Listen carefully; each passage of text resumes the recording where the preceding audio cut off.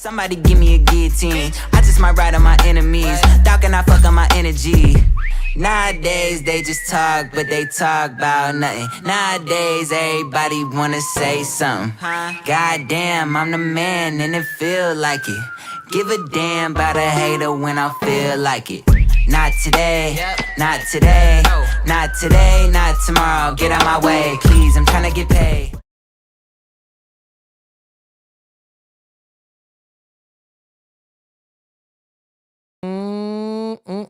They tried to hold me again. They tried to do it again, but I'm not going to let them get away with it. I will not let them get away with it. What is up, Earth's mightiest subscribers? It is your boy, Ernie, the Blerd Without Fear. Got the homie Robo of Left Face TV. Welcome to episode 105 of the Nerds of Culture podcast. The Woke Shade Room. The Woke Breakfast Club. The Woke New York Undercover of YouTube. We are the Woke Losers Club. We are the Woke Hellfire Club. We are the Woke Justice Gang. We are the Woke Avengers. We are the Woke Thunderbolts with an asterisk because we're actually the new Woke Avengers in disguise. We are also the Woke MI5. We are the Woke Slough House. We are, man, we are so many things. We are everything, everywhere woke, all at once. But also with the dash of sass on. Oh man, we got it all. How has your week been? Not bad. I've actually been taking it You easy. survived the great ice storm of 2026. I did actually. Yeah, the freeze. I heard they're calling it the great freeze. The great freeze. Yeah, no, about that. Don't get me wrong. I don't want to downplay it. There have been some bad things that have happened as a result of it, but I feel like Memphis got it light. Like I said, we talked about this before. Anyone who actually lived in Memphis or Mississippi, or any of the surrounding areas during 1994 when we had Ice Storm 94, you know this shit could have been way worse. You know. Worse, right. Right. Yeah. It could have been so much worse. That said, I've actually, man, I'm not going to hold you. My life was not affected by any of this because I never leave the house. My life was only affected in so much that my kid has been out of school the entire time. By the time we get to the end of this week, they've been out for the entire week. They've been out for Monday. They're not going to be going back to school till next week. And my wife, thank the Celestials. Thank the Celestials. My wife, she's been unemployed for about the better part of a year. And she just recently got a new job, so we love that for her. And but the thing is, she was supposed to start this week, but because of the snow and ice, work has been called off, so she's not going to start till next week. But still, we love that. That is the type of shit that we love to see, because it was getting pretty wild out there for a bit. It was getting a little rough out there for your boy. It was getting a little tight. I'm not saying nothing bad was gonna happen, but it was looking like motherfucker might have had to start going back to having a real job. It's top ramen again. Yes, again. Yes. Remember, you know what it is? It's like those old 80s and 90s sitcoms. Meatloaf? Yeah. Remember that used to be the worst thing that could happen to you as a man? Let me tell you something. I know what you're talking about, and yes, that was a thing. But I love Meatloaf. Always love, yeah. Right? I always love Meatloaf. I'm like, my dad would get all mad. He's like, I don't know what the fuck you're talking about. Let's go. Look, we about to look. See, because we used to get fancy with it. Oh no, dude. See, oh no, man, dude. We get nasty with it. We get the bacon wrap. Get the bacon wrap on the meatloaf. I've done that. That's so. Man, let me tell you something. Get the cheese inside. Get it cheesy. I did that one time, and I didn't have a thing big enough. I didn't realize. Well, I should have, but I'm like, that's a lot of bacon. That was the most amount of oil I've ever seen. That shit was flowing over the sides and shit. I was like, oh man, this is dangerous. Yeah, no, it's like, oh, we about to burn the house down. Okay, let's That's go. right. Let's go. Yeah, let's go. No, but No it's spoilers today. No spoilers no, today. no, no, Don't worry no about it. spoilers. Anyone who is coming here, if you're worried that that we're gonna be talking about Wonder Man spoilers, there will be no Wonder Man spoilers. Please do not post any Wonder Man spoilers in the chat. I mean, yeah, it's one of those shows that honestly, I feel like there's not really a whole heap of a lot to spoil. I mean, only thing you can really spoil is like how it ends, because I feel like the ending itself was pretty, like, I was like, oh shit, I did not expect it to go this way. But but I would still say, low-key upset. I was enjoying the way, and I was like, oh. oh damn, man, that's crazy. No, it's no, we're not going to talk about that though. We're not going to talk about the ending. We are not going to talk about any major spoilers. We're just going to be really, like, honestly, the shows we're going to be talking about today, obviously Wonder Man, as we just said, but we're also going to be talking about a couple of other shows that are near and dear to my heart. One of them being Starfleet Academy, Star Trek Starfleet Academy, excuse me. And we're also going to talk about The Beauty, which just had its fourth episode come out just the other day. Which I'm not current on the fourth episode, but I have watched the first three. That's really what we're going to be talking about doesn't really have so much to do with the shows, like what's going on in the show, like from a narrative perspective, like, ooh, are we going to talk about the story? Are we going to do like breakdown analysis of the story? No, I kind of want to talk about the culture surrounding these shows, and in most cases talk about how these shows, with varying degrees of mileage, I feel like are really resonating with people for various different reasons. But I want to talk about maybe why the idea that wokeness in shows is like a death sentence. Why maybe these shows prove that's not exactly the case. That's really what I want to focus on. That's the lion's share of what I want to focus on. But before we do that, I have something that I want to address, and we're actually got two things I want to address before we actually jump into our stuff. One, this is a little bit more of a taste of things to come in the next week or so. There's a couple of things we've kind of been putting on the back burner that I wanted to get to, but we will get to them. I really, time has just been weird, and it's a construct, so you just kind of do what you can with it. But we are going to talk about, there's some AI businesses going on that I'm not happy with. I wanted to have a little bit more knowledge in me and a little bit and have more of my thoughts together, so it doesn't turn into a fucking, I guess, unhinged rant. Too. Actually, yes, worse, an unhinged speculation rant. But also, we are going to take a deep dive, not today. We're going to wait till next week. Next week, we are also going to be talking about something that Carter and I got to discuss very briefly yesterday, is the response to the Godfrey video. The response to the Godfrey video has been chef's kiss. Magnifique. And I say that as a guy who is absolutely positively getting dragged in my own comments. These comments basically prove the internet was a mistake. It was a mistake, goddammit. We fucked up. We had it all and we gave it up. We gave it up to be.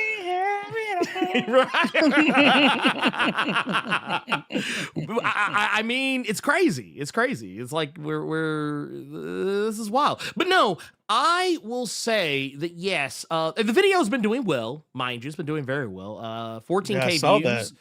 Yeah, dude, 14K views. It broke 2,000 the first hour. I was like, God damn. Oh yeah, no, that was see. You know what? It kind of reminds me. Some of y'all might not remember this shit, but it lives rent free in my head. Some of y'all may or may not remember the old Eddie Murphy Raw segment where he's talking about like, oh man, you make that one noise.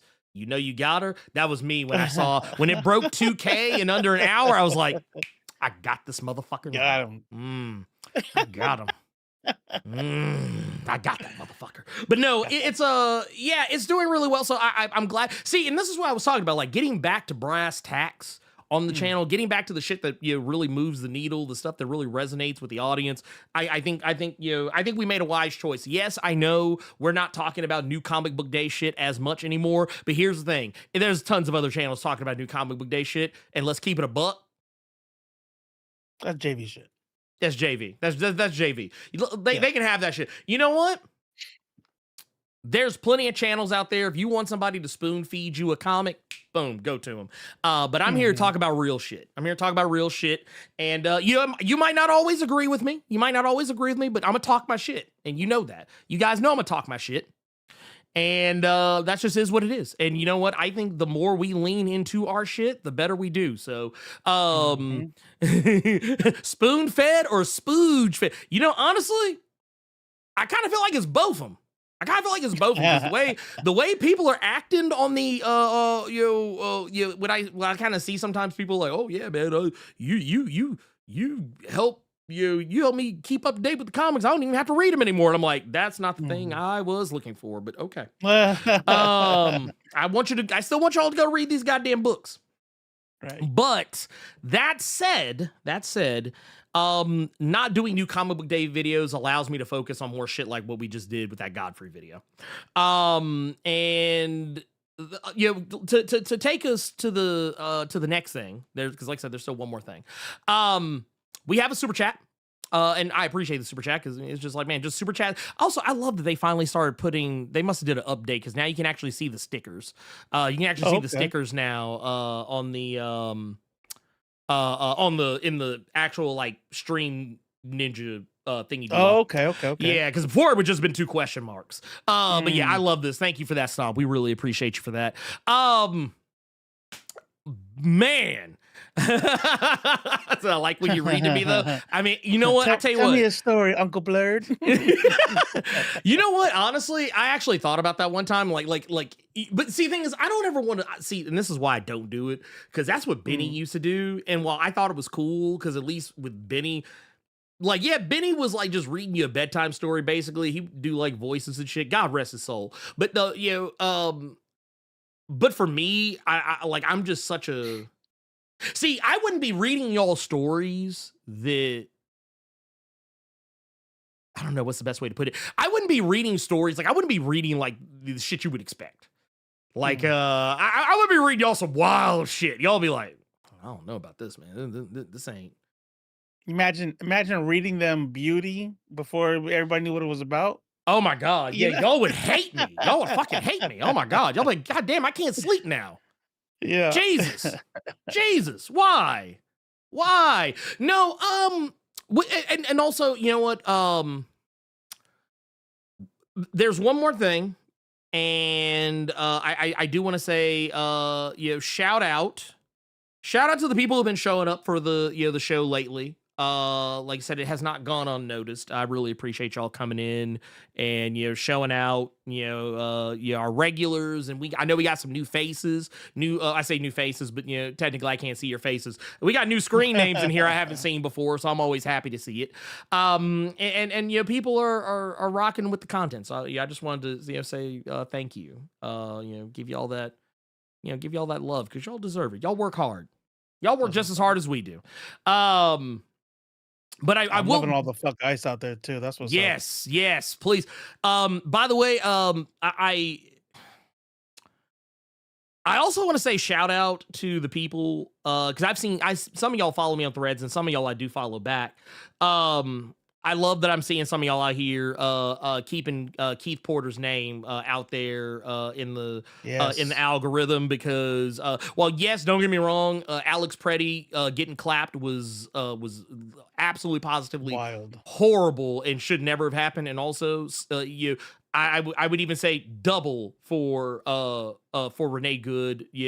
At the same time, I really hated that no one was talking about Keith. And that was a whole black man. That was a whole black man that was laid down, and really before either of the previous two, and nobody was talking about him. And I'm glad more people are finally getting aware and realizing what's up. That said, Oh, you know what? It's actually funny. Levester, you don't know how you actually kind of slick teed me up. I don't know if you realize it, but Levester the Samurai said, "Happy Thor's Day, people."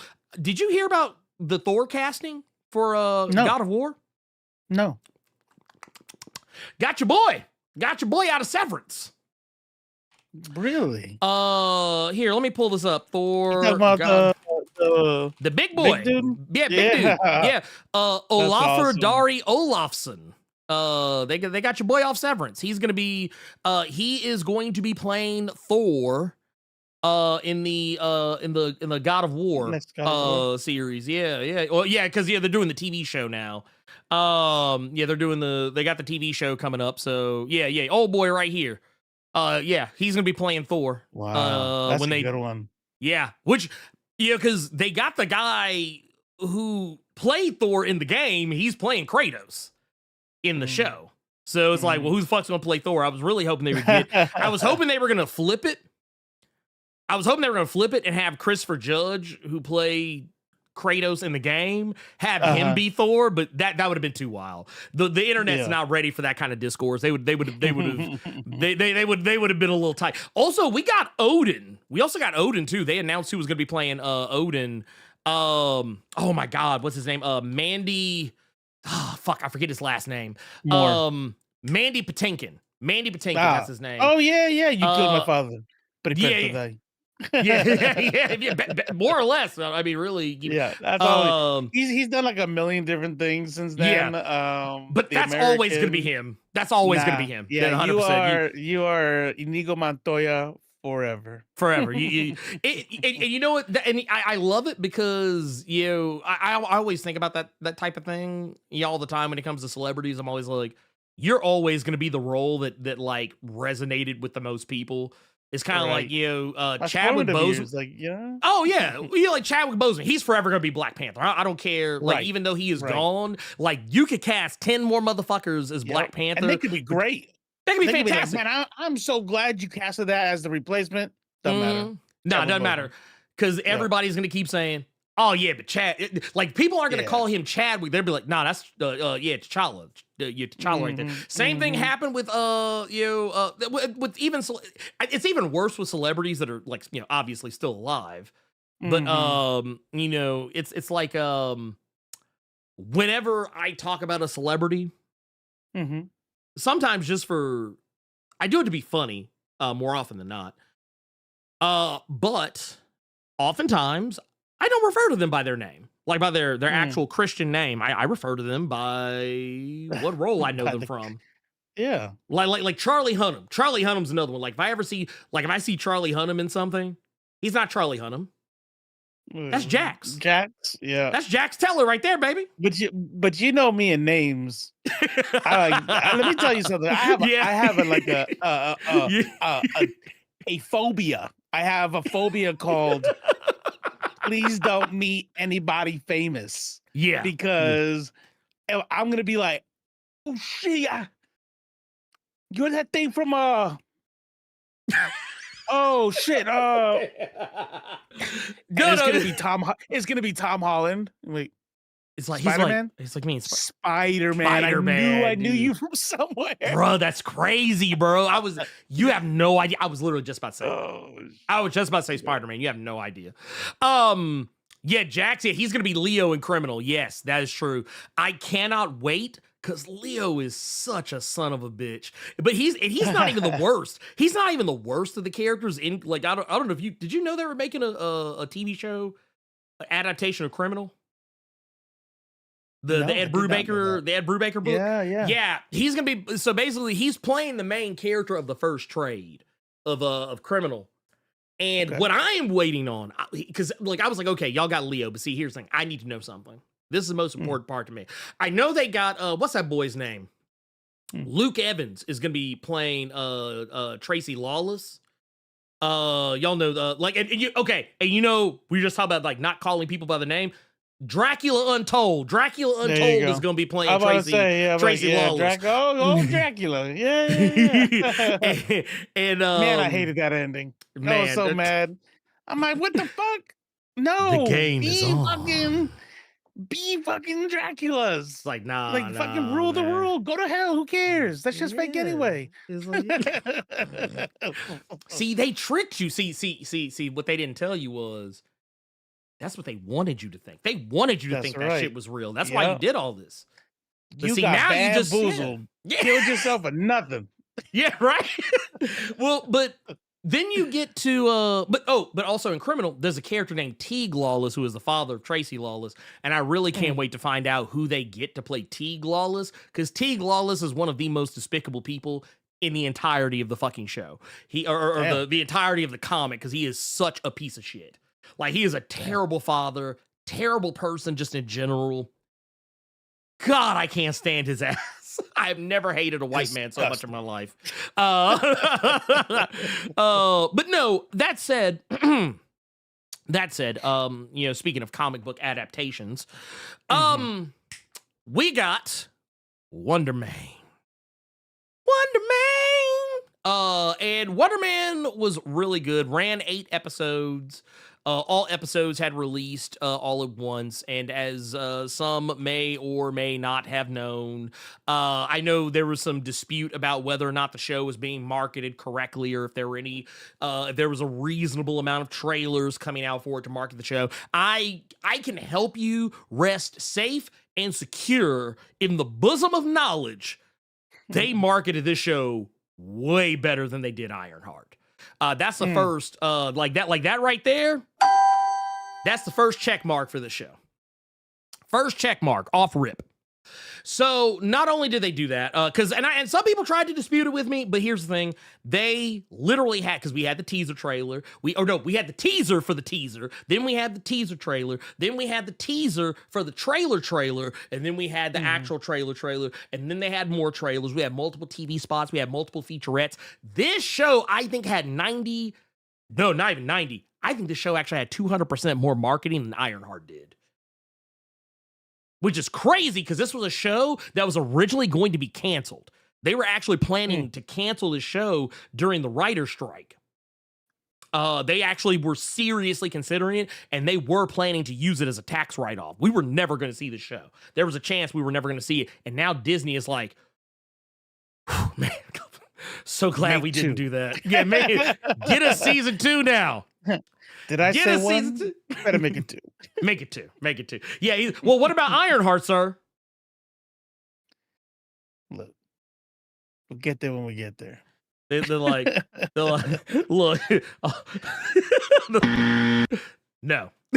They're like, no, we're not doing that. They're like doing that. But now they're like, well, you walk around the Marvel Studios office, and you're saying, I'm not saying that I'm not trying to say Ironheart's bad. I don't want anyone to think that I'm like talking shit and saying Ironheart's bad. I loved Ironheart, but generally speaking, like the way people talk about Ironheart around Marvel Studios right now, at least as far as like and that's in so much as that they're not talking about it. It's it ain't looking good. However, the way Disney right now is looking at them Wonder Man numbers, they're like, ooh, shit, man, this is money right here. Like, ooh, yeah, dude, yeah, more of this, please. Yeah, they're loving it because people are talking about it, and even now, I will say, I do feel like putting all episodes up immediately was a mistake. That is a dark mark against the show. However, it also is a check, because it actually worked out in the show's favor, because people were like, oh shit, I want to keep watching it. Now, how will this fare for the long-term viability of this show? Because, once again, the internet is only for like as long as people's memory, can keep up with some shit. But like, it's got people invested. And I feel like, you maybe next time might want to spread them episodes out. But I get why they didn't do it, because these episodes are short. They're not like an hour. They're like maybe 25 minutes at best. They're quick, easy, digestible. But this show proves that you can get away with doing some pretty wild shit with the MCU. And I hope Marvel takes away the right lessons from this, because I think I said this the other day. On Threads, But I was talking about how, like, here, I want to take this, let's use this as an example. I'm gonna take this use as an example. This show is basically the equivalent, like when you walk into like a comic shop, you're like, man, I just really want something different. I just want something different. You like, it's like picking up a trade like this.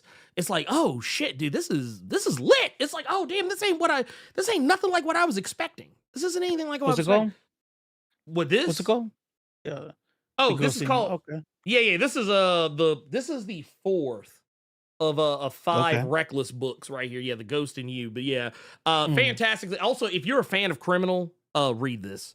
Read the series because basically it's kind of like, what's the best way I can describe it? So like, okay, if we're gonna use video game terminology here. So if you are a fan of the Yakuza game series, Criminal is to Yakuza what Reckless is to Judgment. For those who don't know what I'm talking about, Judgment is a spinoff of the Yakuza games where you actually play as the good guys. I will say the good guys because the other guys are the good guys too, but the not shady side of Japan. Like, you're not a wanted criminal, you are a private investigator. You are on the quotey finger side of the angels as opposed to being in the criminal underworld. That's kind of what this is like. It's like, we're criminal, you're dealing with, yes, criminals, people who are on the wrong side of the law. Here, you're dealing with somebody who's a little bit more, not 100% on the right side of the law, but more on the right side of the law than those motherfuckers in Criminal. Right. Yeah, because Ethan Reckless. That's the name of the main character. He is Of course it is. He's basically a trouble man. That's like his whole thing. Like, basically his whole gig is that people call him, and if they have trouble, they have a problem, he will solve it for them for a price. So he was old dude on Breaking Bad. He was he's like Mike, Mike, yeah. Yeah, he's like, yeah, basically, yeah. That said, I will also draw another comparison. Wonder Man, if you want to keep it capes, Wonder Man is like reading this, the Matt Fraction Hawkeye. It's like a comic that, like, you're like, man, I don't know if I would like a slice of life comic about Hawkeye. Really? And it's like, just read it. And then you read it and you're like, bruh. That shit was good. No, this shit was money. This is what Wonder Man is to the MCU. This is what Wonder Man. This is going to be that shit that people are going to be talking about for, like, I think people are going to be talking about for a long time. This is the same way people talk about Werewolf by Night. Has like, man, dude, y'all need to make more of these special presentations, bro. Like, this was lit. Like, dude, this was great. Y'all fit in it was like, what, 40, 45 minutes? Y'all fit in a shit ton of story. And like, dude, y'all had some cool characters. You're the characters we don't see very often. And it's like, dude, that shit was fucking good. And it's like, that's how Wonder Man was. Wonder Man's like, oh, dude, y'all actually took this. Look, let's keep it a buck, man. Wonder Man as a comic, I'm gonna keep it a band. I'm gonna keep it a band with you. Wonder Man as a comic book character in Marvel, not the most interesting guy. Right. Not the most interesting guy. He is. That's a D-list tier dude right there. Yes. Like, don't get me wrong. I like Wonder Man, but the thing is, he's not a character I've ever just been like, ooh. Like, he's one of those guys that like he has his fans. And I feel like now Marvel is faced with an interesting opportunity. I foresee Marvel making some major changes in the comics coming soon. Don't be surprised if you see that Yaya version of Wonder Man. Do not be surprised if you see you see this version of Wonder Man in them comics coming up. You're gonna be like, oh shit, man, he black now. Like, I don't think his name will be signed. They'll probably call him something else.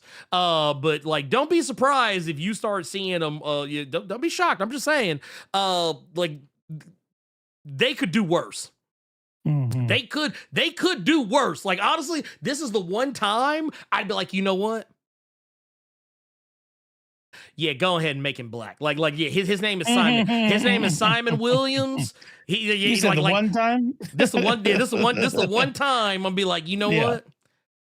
Yeah, man, he walked into the matter transmitter displacer and suddenly he came out, he was a whole Negro. Man, I don't even know, it don't make no goddamn sense, but you know what? Yeah.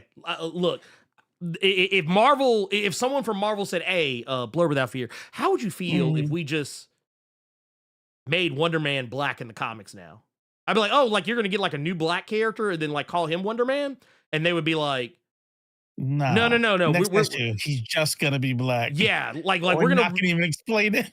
Yeah, like we're just gonna like he's gonna fall into like a vat of chemicals and he's just gonna come out a whole black man. I'll be like, and there'll be a running joke about like, something's changed. Is it your hair? Right? Look. I'd buy that for $1. That would be me. I'd be like, give me two. Come on now. Come on. Look, you know what? I'm going to tell you what. I would like it even better if they just did that shit and didn't explain it. That's right. If they're like, hey, man, we got Wonder Man #1 coming out next month. Wait, who's this Negro on the cover? Don't worry about it. What do you mean? That's Wonder Man. And then they have people like blowing their mind like, what are you talking about? See, but here's the thing, though. Disney has enough money to do this. Yes. We need to hire ninjas, and we need to go and make sure every single copy of White Wonder Man is gone.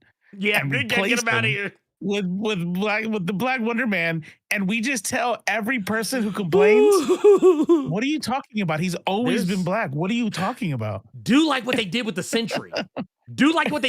Like make a comic talking about like the history of Wonder Man, and in every single image, it's just Yaya. It's just Yaya.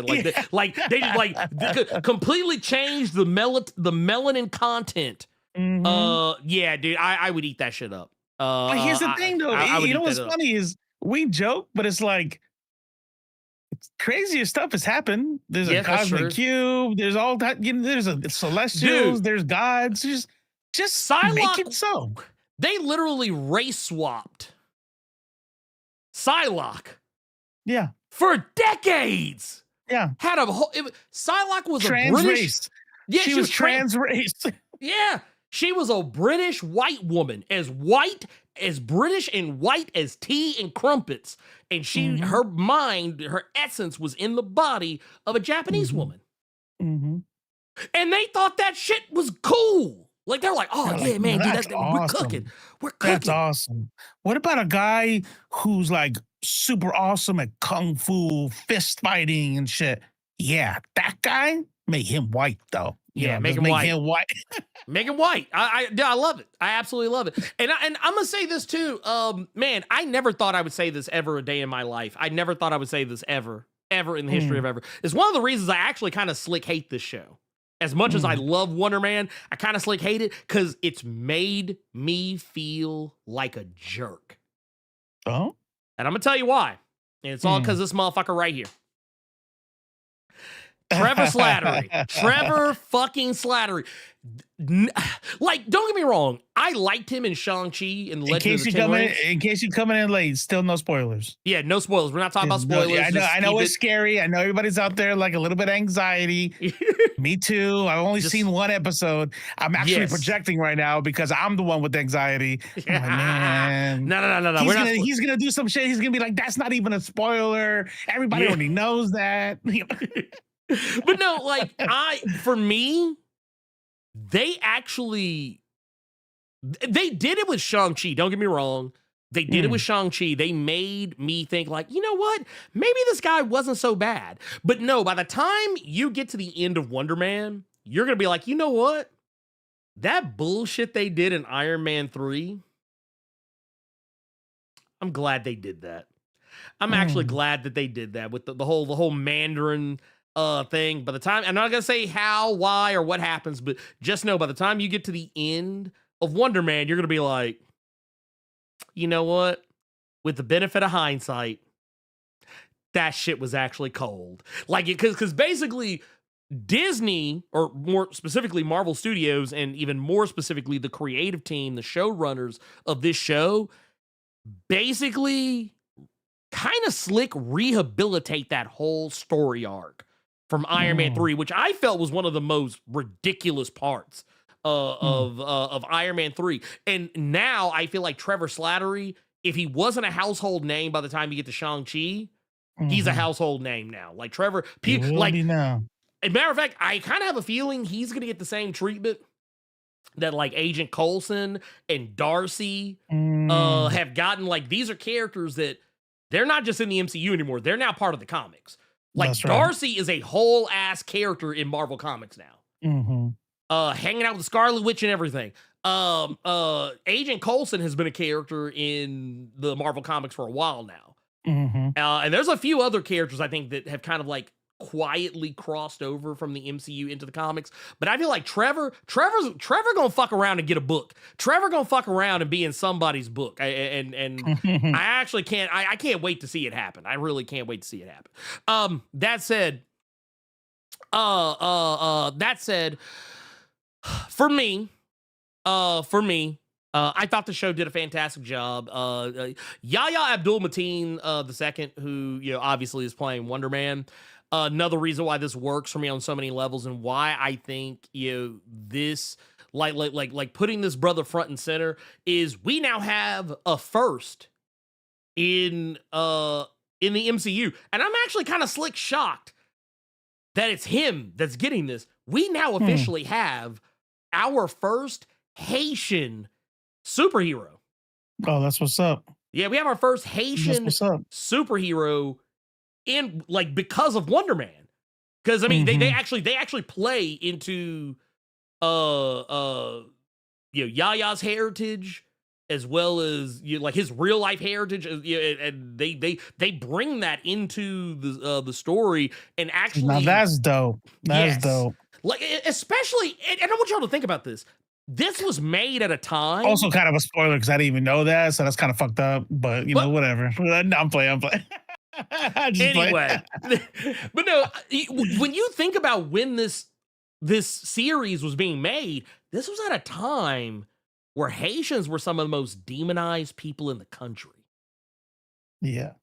Like, this is we're talking like they're eating the dogs, they're eating the cats. Like, I mean, to be fair, I think this was kind of done kind of around that time, but that rhetoric against Haitian people, that was a thing. That was still a thing even before the whole eating the dogs, eating the cats thing. So the fact that like we actually got us like a legit, like, and it's crazy because like Dr. Voodoo was like right there, but like like they were so close with Dr. Voodoo. Like they had his brother Daniel. They had Daniel in Doctor Strange. Dr. Voodoo's brother, but they didn't have actual Dr. Voodoo proper. But like, yeah, this actually, we got our first Haitian. In the MCU. It's interesting. It's very. Also, I will say this. I think that you had an impossible Wonder Man is an impossible story to tell. And I only say that in so much that he has a complicated origin in the comics. And by complicated, I mean, this is a guy that starts out as an Avengers villain. And then by the time you get to the end of his initial arc, he's joining the team. Like, he starts out as a bad guy. And then he becomes a good guy. And he becomes a fixture of the Avengers for decades to come. But he's also a guy who... Yeah, people are wondering where the acting comes from. He was an actor in the comics as well. But the difference being that Wonder Man wasn't a character he was playing. Wonder Man was who he was. Whereas in this, Wonder Man is a movie that's being made, as opposed to, you kind of have to go from there. But yeah, I like how they did it. Like, they found a way to kind of be like, you know what, let's leave the Avengers out of this. Let's make this a more personal, down-to-earth story. Let's give this guy some real, genuine background. Because even by today's standards, Wonder Man of the comics is pretty bland as a character, in my opinion. Like, the most interesting thing about him is that is Vision. That's the most interesting thing about him is another character. Mm. because Vision is based on Wonder Man's brainwaves, like the way the Vision's personality was based on Wonder Man's brainwaves. That's the most interesting thing about Wonder Man. That and that he's an actor. Mm-hmm. That's it. Give me something else. Yeah, I challenge you. You can say he's best friends with Beast. That's it. You know what I love too? When you said acting, I love when they do the thing where actors have to pretend like they're acting. Yes. Yaya's over here like, I'm a dope ass actor, and I'm gonna be a dope ass actor, and I'm gonna be, and my part's gonna be a dope ass actor, and I'm not pulling back. You know? Yeah. No. He is so good. I'm like, damn. Dude. Even pretending to be an actor, he's a good actor. Well, and it's crazy because, and I want to put some more respect on his name because this is a guy who is quite literally, this man has been Black Black Manta. He's Black Manta in the DCEU. Dude was fucking Dr. Manhattan in the HBO Watchmen. Yeah. And he had another role that I'm that I'm not thinking about right now, but like he's this guy is a vet when it comes to like superhero comic book related shit. And it's like this is like his 4th or 5th role as like a comic book character. And so you have all that to look at, and you also have to look at like how he actually portrays. Candyman, yeah, you say I mean, this guy is wild out here. He's legit, yeah. And I love for him the fact that he manages to be so relatable in his role of Simon Williams. Like he is, like and not only that, he's kind of a vulnerable guy because he's so in his own head. He is so in his own head. He is so like kind of in his own way a lot of the time throughout the show, especially that first episode. Like just in the first episode alone, if you don't get it, like you have a very strong sense of who this man is by the time you get to the end of that first episode. Really, by the time you get to the end of that first scene in the first episode, you're like, oh yeah, this guy's gonna stay in his own way. He is gonna stay in his own way the whole show, and I love it. And I love what they I love what they did with this. Really, honestly, whole cast, whether it's Yaya, whether it's Ben Kingsley, and what was I have to look her up. Old girl that played his agent. Was it yeah, I don't know her name, but it's I think Ex Mayo. I guess that's her name. I don't know. I might be saying it wrong. Shit. Oh, that's why her name is that. Interesting. I did not know that about her. That is kind of crazy. Okay. She is a whole Afro Latina. Damn. Love to see it. Name's is it? I always get it mixed up. It's like is it Zochi? Zochito? Yeah, like it's. But it's indigenous. Hold on, I'll look it up. Yeah, it's like something Gabriella Mayo. Okay, all right, I ain't mad at you. I ain't mad at you, baby girl. Go ahead. That's a big thing that's happening with Latinos. Like they don't even like calling themselves. There's a group, and I dig it, especially people who can go back and embrace their heritage. They won't say Afro Latino because Latin, that's Eurocentric, right? They'll be like, I'm Afro Indigenous, right? And then they'll connect with their indigenous roots. So they'll start taking, instead of Hispanic last names, they'll start taking like indigenous names, and I think that's what she's doing. Well, then like right here, she plays Janelle on Wonder Man, and she's not in it as much as I would have liked. But when she's there, she is practically stealing the show most of the time. She's good. When she's on, good. She's money. She's money. I think that was choice casting. Magnifique. I love to see it. And like I said, everybody was really doing their thing. And really, I mean, kind of putting this whole show on their backs. Mm-hmm. And also for a show that just centers so many different types of people, like there's so many like the variety of characters that you see in this. I'm not going to talk about one of the other characters that shows up because it's a spoiler. Don't nobody talk about it. We're not talking about spoilers. Just want to go ahead and get that out of the way now. But they're like but just know whatever character it is you think I'm talking about, yes, them too. Them too. So yeah, I'll just say that. But yeah, dude, I love the show. The show is, oh man, it's just so good. So she does go by Ex Mayo. Okay, got you. Okay, Yeah. that's what I thought, but I didn't want to call a motherfucker out their name. But No, I hear you. That's why I wanted to double check and because I knew what you're talking about. I knew you were going with that. I'm like, I think that might be it. But then I had to go look up an interview. And she goes, "I'm here with Ex Mayo," and she just smiles. And I'm like, nah, they wouldn't have done that if that's not her name. Nah. She'd have said something. She'd have been like, excuse me. That's right. What you call me? Nah. You say that's that. not my name. Be you. That problematic. You making fun of indigenous language.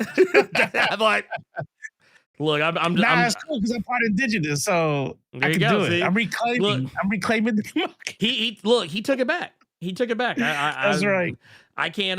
Look, you can't reclaim mocking though. Like, well, I am. It's the first for everything. this motherfucker. But no, I want to say, real quick, because we got some super chats here. I want to take a look at right quick. We got 3 actually. We're gonna take a peek at. Yes, Iron Man 3 aging well. Like the opposite of what it was aging like after it was made. That Iron Man 3 still remains one of my least favorite Marvel movies. Like I think Thor: The Dark World edges it out by like this much. But yeah, Iron Man 3 is aging better. Like I tell you what, there's one thing I do love about Iron Man 3, and it's the message of mental health. I do love the message of that because it does tackle the idea. Like Tony has PTSD pretty much almost the entire movie. Where like he's still fucked up from the events of Avengers 1 and like being presumably trapped in space, like he thought that was it. Yeah. Until it wasn't. And it's like, dude, I like that they actually like focused on the like that part. I thought was cool. It was really just the Mandarin shit that I didn't like. But now I'm kind of like, actually, the Mandarin shit with the benefit of hindsight is not that bad now. Shang-Chi kind of cleaned it up a little bit, but it did it by dunking on Iron Man 3. And then you got, like, you just gotta trust me. You gotta trust the process. Trust me, baby. Trust me. I got you. It's like, don't worry, brother. No, Daniel Destin Credden, he showed out. He showed out. We also got another one here from A. Jook says, is it true they canceled Peacemaker? I don't know how true that is. Let's do a little. Yeah. Let's do a little digging. No, as it has not been canceled. Peacemaker has not been canceled in the traditional sense, i.e., axed by the studio. But James Gunn has confirmed there are no current plans for a season 3. Well, and I want y'all to think about something because look, James Gunn is a terminally online person. He knows that shit's gonna go viral. Yeah, James Gunn is so terminally online that he has actually answered this question before. It is not canceled. I remember the last time he spoke about it, it was roughly around the time that the show had come to a close. He basically came out and said that he was not actively working on Peacemaker season 3 at this moment. He's working on other shit. And I feel like you have to remember what else he does. He's not just the person who makes Peacemaker. He is the co-president of DC Studios, and he is also the guy who is working on Superman. He was the writer and director for Superman, and because Superman did so well, he's already been like he's actively talked about what projects he's working on. He was talking about working on Batman, he was talking about working on Wonder Woman, and he was talking about working on the Superman sequel. Matter of fact, he has talked more about that Superman sequel than he has the other two. Because before Superman came out, he was actively working on Batman, and then he later admitted that he was having a more difficult time cracking the code for Batman. So he started turning his attention to Wonder Woman. and which he was still seemingly focused on. But then when Superman came out to rave reviews and doing very well at the box office, he then started talking about his plans for the next Superman movie, which he had already revealed is going to be called Man of Tomorrow. And I think it's pretty safe to say he's more interested in working on that right now, because all of this shit's going to tie together. It's all going to tie together. Like, even the stuff they did with Peacemaker ties back to Superman and Supergirl. And speaking of tying in, that's exactly what it says here. When asked about a third season, Gunn stated that while he never says never, there were no plans for Peacemaker 3 at the time. He explained that the story arcs, talking about this tying in, he explained that the story arcs for Peacemaker, John Cena, and the supporting cast would instead be continuing other DCU titles, such as Waller being in the Checkmate project rather than in standalone third season. So not active, it's not in development, and maybe it will come back, but he's not worried about that right now. No. So I think it's safe. I think it's safe to say no. I think we're good. I think we're good for right now. I think we're good. I don't think we should be concerned. Making money. Well, also look how so let's also remember lest we also remember, because Peacemaker season 1, when did Peacemaker season 1 come out? That came out in January of 2022. When did we get Peacemaker season 2? We got it in 2025. So don't go looking for that shit. When did Peacemaker season 1 end? What was the last one? February of 2022. Middle of February. Yeah. Okay, yeah. So so 3 years. What I would like to know, and I don't expect you to do all this right now, but I wonder when they announced season 3. I wonder how long after season 2 ended did they announce. You know what, I'm gonna ask. Yeah, I'm gonna piss off some people and steal some water. Hold on. This motherfucker. I must confirm with the Oracle. Damn. It sounds like it got announced like relatively recent to relatively recent to when the DCU, like some of the earlier, not the earliest, but some of the earlier DCU announcements were made. That's my best guess, at least. I could be terribly wrong. I know that it wrapped filming in like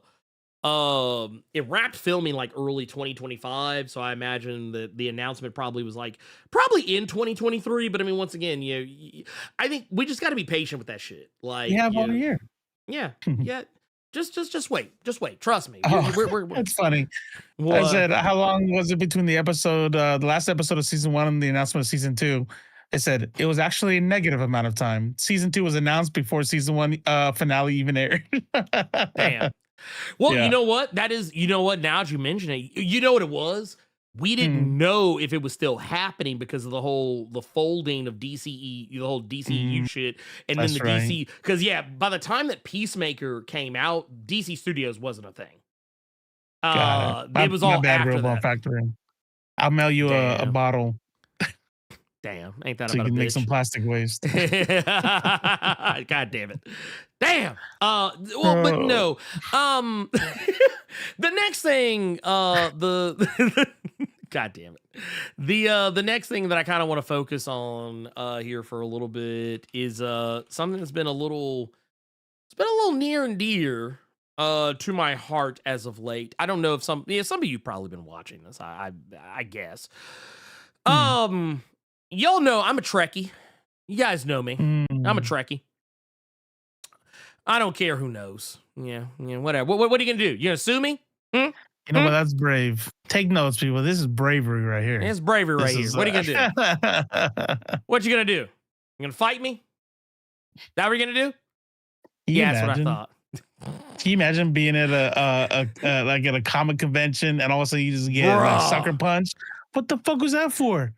Like, I hate Trekkies.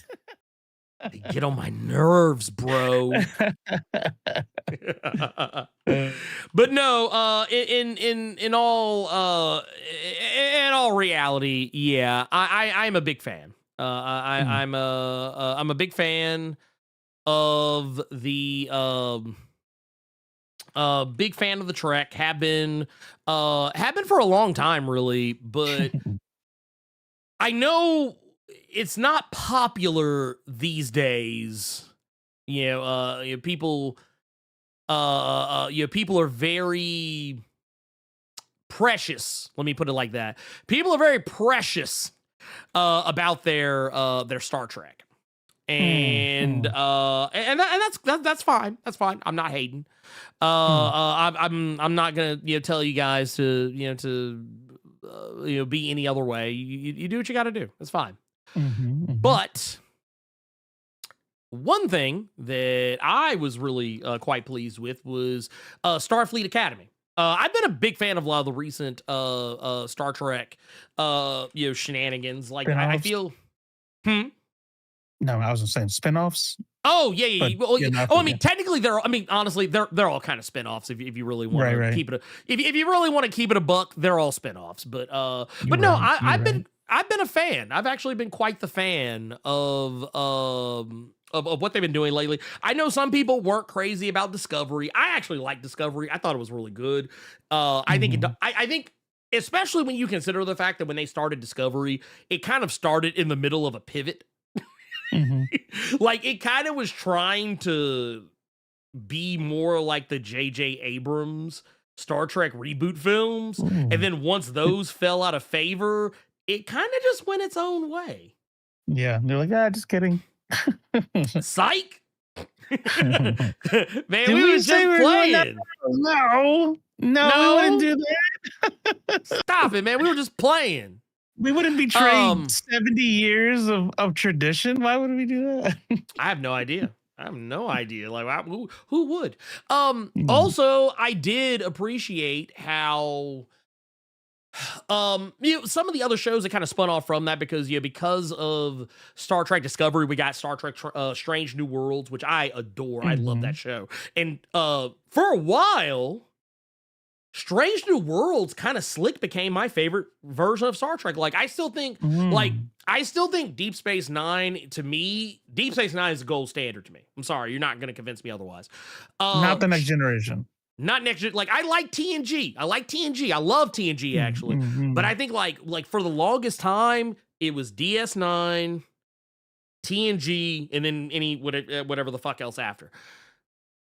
Then when Strange New Worlds came along, I was like, man, I gotta bump TNG down one and put Strange New Worlds was constantly knocking on the door. I put him at 3. I don't give a fuck. Jean-Luc Picard, Data, yes. you. Yes. Whoopi Goldberg. Yes. Especially Whoopi Goldberg. She's the reason it's at 3 now. Right. That's her fault. It's her fault.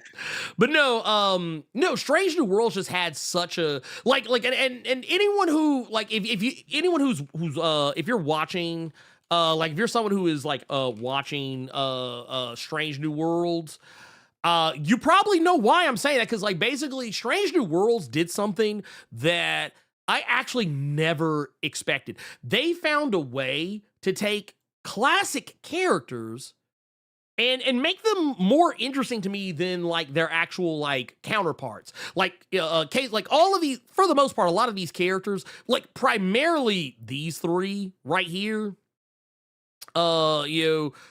these were the ones that basically debuted in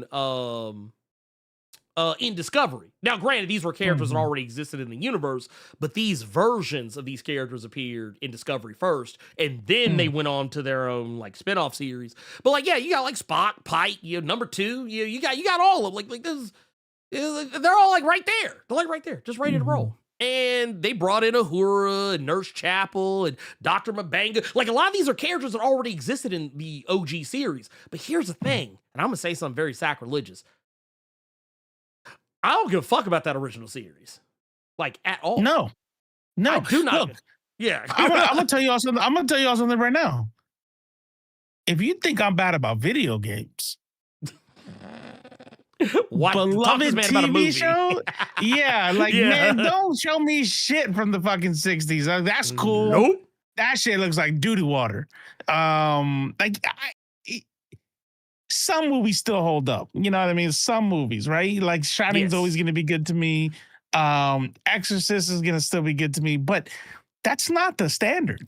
Like old, especially with nerd shit, because people weren't pouring money into that. No. Original Doctor Who shows, doo-doo water. Same. Original Star Trek, doo-doo water. You know, like all that stuff is like, okay, then when popularity came up, and I appreciate the old school, you walk so we can run. Yes. Salute.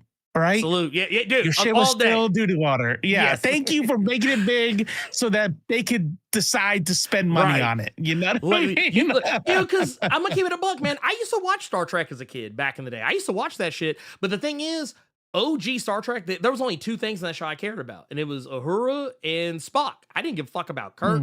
I didn't give a fuck about I like Bones McCoy just because he was salty. But like, I didn't care about any of the other characters really. Like, I didn't care about what the fuck they were doing. It just didn't move me.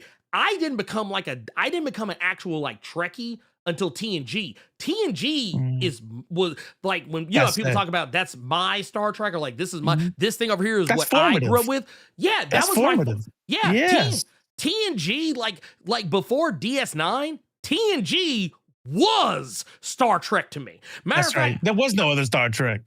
That shit did. Matter of fact, when they did that, what was it? Was it not Undiscovered Country? It was or maybe it was Undiscovered Country. I don't remember. Whatever was the first Star Trek movie where they had Captain Kirk meet Jean-Luc Picard. That's not the one with the whales. No. That's different. I like right now. I'm Generations. Thank you, Generations. I remember being like, man, get Kirk up out of here, man. I don't care about him, man. I'm trying to see Jean-Luc. I'm trying to see that's my boy. I was like, man, give me that. Man, you getting in the way, Kirk, move. Old ass fuck. Meanwhile, Jean-Luc Picard wasn't even like that much younger than. I don't care. He's Jean-Luc Picard. Still. Jean Picard can't be old or young. He's just Jean-Luc Picard. He's Jean-Luc. Well, he transcends age. And then I got a question for you real quick. Oh, go ahead. Shoot. What you got? Out of all of them, which one sits in the chair the best? Oh, okay. So I'm gonna say something so controversial yet so brave. I think it is our current sitting captain. I think it's our current sitting captain, and I'm gonna tell you why. That's controversial. I'm gonna tell you why, because I respect it. I respect it. Me too. Because this is the sit of a warrior right here. This is someone who does not give a fuck. And I am here for it. My fate. This is how. Don't get me wrong. I get it. Everyone is used to that regal shit. Right. and by regal, we're talking about like putting your taint fumes all in the air, making sure that your legs are spread and lean back and stuff like that. That's okay. Yeah. But God forbid she gets comfortable. Right? Like who's sitting there stiff? Like who is sitting there trying to be stiff with it? No. Basically, and here I'm actually going to pull this up because I want to make sure I say this correctly, because this is kind of a relatively new thing, not to Star Trek, but to me. But one of the things that I actually thought was quite hilarious about Strange New Worlds is that they introduced a new character, basically, more or less, who is a Lanthanite. And basically she's really mercurial, really kind of silly acting, and always like up to shenanigans and just doing random, and like she's basically the chaos of the show. Well, our current captain, Nala, who is sat the way she is part Lanthanite. And that basically means that she is long lived.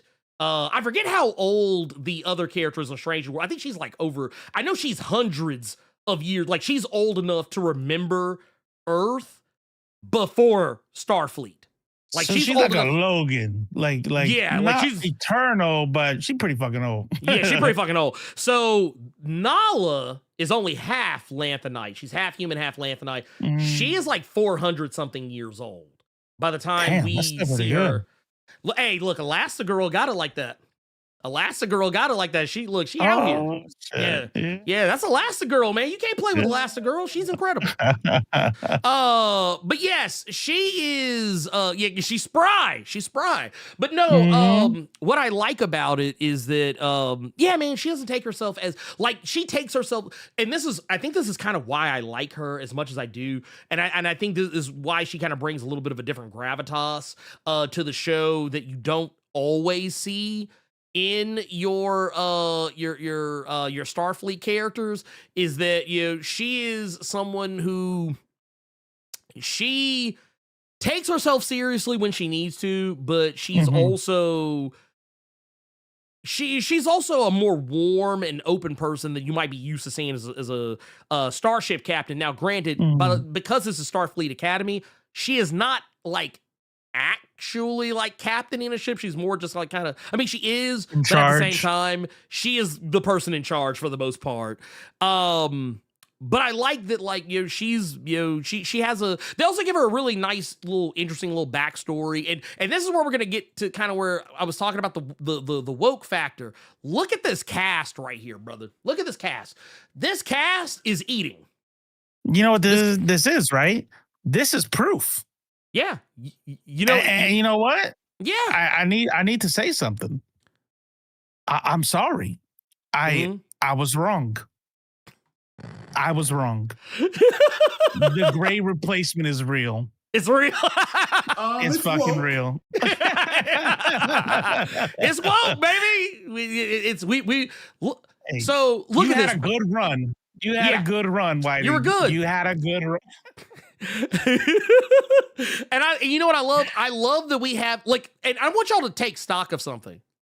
We got a whole Klingon.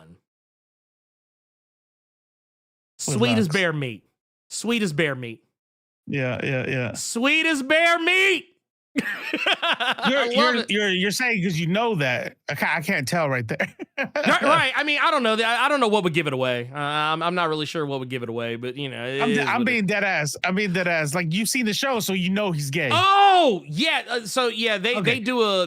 It's the most. I haven't seen the episode yet, but somebody spoiled it on.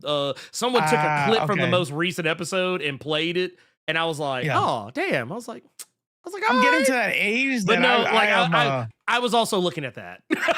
Oh yeah, I see. I didn't even notice that. But for me, I was like, look, bro, I'm acknowledging that I am just old, because maybe if this was the '90s, that'd be obvious to me. But but I'm like, man, I don't know, man. There might be a dude in a whole ass skirt and might not be gay. I don't know anymore. So you gotta tell me. Man, the future is woke, man. It's but you know what's real. Let me before. I know, because I can hear people on the other side. I never knew. I know. Yes, and that's also like they all had to be effeminate or something. I know. I also like this right here point, because this is also kind of to my point. It's nice to see a change from the normal grumpy, sullen Klingon, because that's the thing. He's not. Backstory, though. Well, no, okay, so they've kind of been so this most recent episode is his episode, so you're going to get a little bit more of that. But basically, he kind of lets you know that it's slick the way he was raised. Like, by who? I think they imply it's his mother. But basically, he's a pacifist. He doesn't like fighting. He actually is not at Starfleet to be like a warrior or like a fighter. He's there as a scientist, as a doctor, like someone to be on the science team. Yeah, Starfleet. You've also I like that. I do real quick. I do like that, right? Yeah. I do, but I also have like a continuity itch to where I'm like, I know what the culture of Klingon is, and that shit is all of them. So I need to know how the mother got away with not raising. If she raised them off world, okay, bet, or some shit like that. Or introduce the fact that, hey, you thought you knew all Klingons, but here's this nation that we don't really talk about, and they were actually scientists and researchers and shit. Yeah. Also, look how Jaden out here looking crispy, man. Look at my boy right here, man. I don't like seeing shit like that. I don't like seeing shit like that. Man, look, dude, sexy flexy Klingon. That forehead is disgusting, and I still would be Like, Hey, why are you laughing so hard at his jokes? Why are you laughing that hard? He's not that funny. like, right? Yeah. Bro, it's like, wait a minute. It's like, goddamn, stop looking at me like this. Yeah. Because I'm not gonna hold you. Still I'm kind of fighting. I'm kind of fighting to be like, man, should we come about this shirt, man? Yeah. Be like, God damn, bro. Like, start pushing your hair behind your ears. Like, yeah, stop. man, damn, dude. Look. Yeah. I'm just saying, bro. I was like, interesting. Those eyes, bro. Like, dude, you got the eyes. Like, you gay? I'm like, I wasn't. I could be. I mean, shit, I don't know. Apparently, we're a little, like,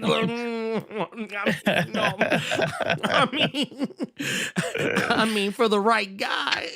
we got fine Klingons before GTA 6. Yep. Man, we really did. Yep. That is crazy, dude. We got sexy, flexy Klingons, bro. What's going on? You had unrelated. Mm-hmm. You know what's sad? What's that? And how you know you're getting old?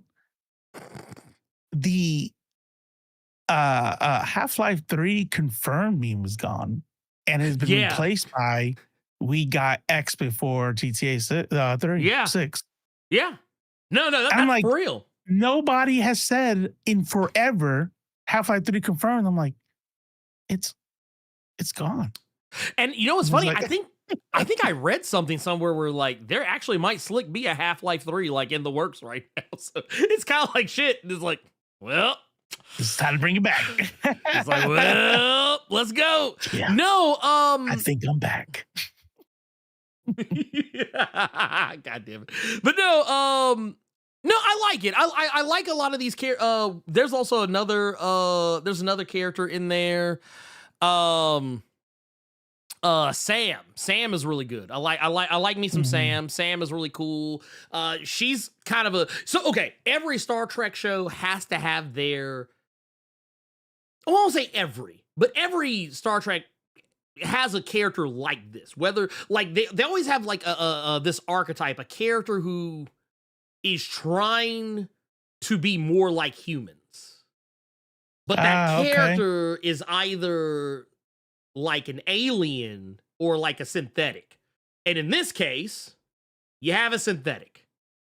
Is she like an advanced Data?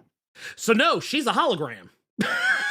Stop. Yeah, she's a hologram. This is ChatGPT. Yeah, she actually is. She is legit. Bruh, like it's kind of wild. It's actually kind of crazy. But no, like old boy, the doctor, because he's on the show. He's on the show too. She is the same as him. Oh, okay. Yeah. So basically she's a hologram. She's like a hard light construct more or less. But the thing is she's super young.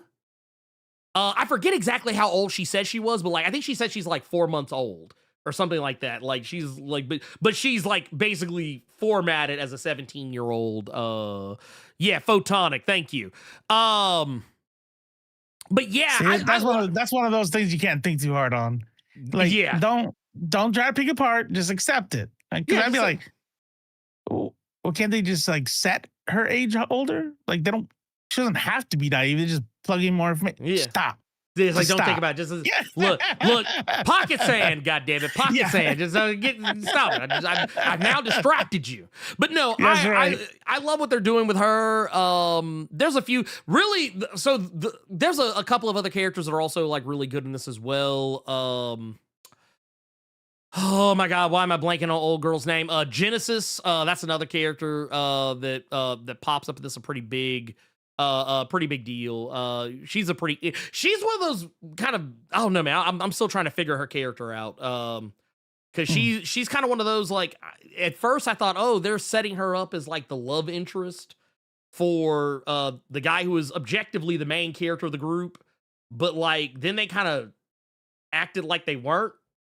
And now I'm starting to wonder, like, oh, well, is she like is this like a Betty Veronica situation that we got going on here or whatever? But we'll have to play a Jim and Pam situation. Yeah, some bullshit. But no, like I like her. She's pretty cool. She's kind of one of the more like if Sam is like the really fun character, she's kind of like, to me, Genesis is like the next most fun character. Like, yeah, she can be serious and she has like a mind to be serious, but she's also the character who like fucks with people the most outside of like, okay, I'll put it like this. Genesis is the motherfucker who will play the joke on you. Like basically, she's kind of like no, I'm gonna make it sound like a pretty Deadpool or what? Yeah, like not like she's not like doing like jokes a minute, but Spider-Man? she's big on sarcasm. Like she's big on like a lot of it. the times when she's interacting with characters, like she'll say some wild shit, but she's like, nah, I'm just fucking with you. Yeah. But like the main dude, like, well, there's also another character, Darum, who's also pretty interesting. I don't really like him as much as I like some of the other characters, but I'm starting to warm up to him. And then they have generic white guy number 3 that all the white people can then project themselves onto. He's the blank card. You know what? I don't know if he's actually 100% white. I think he's kind of ethnically ambiguous. I think that shot's kind of hoeing him a little bit, but like, okay. I feel like he's got a situation going on. I'm not sure what it is exactly, but no. Then you got this brother right here. You got Caleb Meir. He's basically the main dude. Look at that skin. Yeah, right. That skin looks AI. I need that. I need his regimen. Like, hey, right? I'm gonna go to a dermatologist. I'm like, I want my skin to look like it was generated by AI. Yeah, like straight out of Skynet. Straight out of Skynet. But no, yeah, he's basically like he's kind of a stereotype in so much that he's like I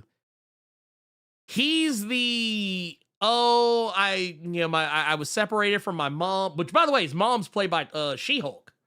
Tati, or I would say the artist formerly known as She-Hulk, because she said she quit the MCU over principles, which I respect that. But Tatiana Maslany, y'all think I'm dedicated. You think I'm crazy about BDS? Yeah. She's like, nah, BDS, I quit. Well, no, because it was funny because the narrative has been that like, oh, they're not making She-Hulk because everybody hates it, and she actually came out recently and said no. She's like, that's actually not why. She was like, I don't want to come back. She's like, y'all haven't not gotten She-Hulk, like more She-Hulk shit because Marvel doesn't want to make it. She was like, they were trying to get me to be in Avengers Doomsday. She was like, they've been trying to get me to come back. Dope. And she said no. She was like, no, I'm not coming back. And that's because she don't fuck with Disney no more like that. She should have been like, look, we're gonna bootleg it. Can you just be in it, please? Right? But no, basically, she plays Caleb's mom, and basically and you know what? This is where we kind of get into the wokeness of it, the real wokeness of it, because basically she goes to jail effectively for doing some shit that like I think you and I have talked about before. Like if what's the thing you always see leftists saying, like, if I see someone like stealing food. No, you didn't. Yeah, I didn't see shit like that. Like it was kind of one of those situations. She was trying to like support herself and more specifically feed her son, and she fell in with the wrong crowd. Some shit popped off, and she ends up having to go to prison for it, get separated from her son, and because of that, he ends up going. He ends up basically, long story short, he ends up on the streets and ends up living like the hard knock life and becomes a whole ass fucking criminal. Yeah, like more of a criminal than what his mom went down for. Like, and he ends up, because of the nature of what he was up to at the time and how his connection to our captain I mentioned earlier, Nala, like they end up reuniting, and that's how he winds up in Starfleet Academy. And it feels so good. But no, it was kind of crazy that that it kind of went down the way that it did. But that said, Caleb, he's a little insufferable sometimes because, like, he's basically anti-establishment because of what happened to his mom, which rightfully so. But he's almost anti-establishment to the point of his own detriment. Like it's kind of one of those. She goes to jail because her accomplice killed the guy. Yes, that is true. That is true. Yes. That was the I was kind of trying to dance around it, but yes, that is why. He was trying not to spoil it. Thanks, Jon Stewart. He's like, yes. Now I know. I don't even need to watch it now. It's like, you know what? I'm gonna go ahead and delete it. I'm gonna go ahead and delete it. That cool with you? You don't care. Yeah, you already know. I'm playing. I'm not gonna Marquee 28. That's what's up. Second live, great pod. I appreciate it. We like that, man. I read it first as like this is my second favorite pod or something. And I was like, oh, I was like, oh damn, that's crazy. Name it. They come out and say Blerd Cave. I'm like, you got that one. That's fine. No, but for real, we appreciate you. Thank you for that. That's what we love. Yes. We love that shit, man. We love that shit. But yes, I like what they're doing with this show. Like I didn't get to the other. Oh man. Okay, look. There's some more woke shit that I gotta tell you about. And more? Yeah, there's more.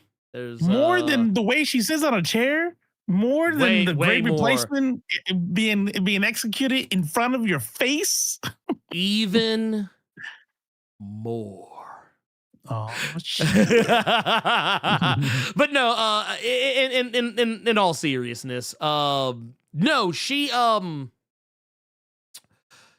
there is another character who got introduced on this, and she's actually from well, technically one of these characters in question is actually from Star Trek Discovery, but one of the other characters is a new character, and it's also revealed that they have the gay. You've got was it Laura, I think it's Laura Thawk. Plot twist, it's the one on the left. Damn, that's crazy. Yeah, actually, a Klingon. She's actually a Klingon. She's like, but she's more like the Discovery version of Klingons, as opposed to like the. What? A what? Are you saying Klingon or no? Yeah, no, she is Klingon. She's just a different clan of Klingon. Like, okay, so time out. Are you saying Klingon without a G? No, I said Klingon. Chat, am I crazy? Is he? I don't hear a G. That's because I say it fast. Oh, I don't linger on it. I don't linger on the cling. I just say it fast. See, Iron Tiger, Cleon.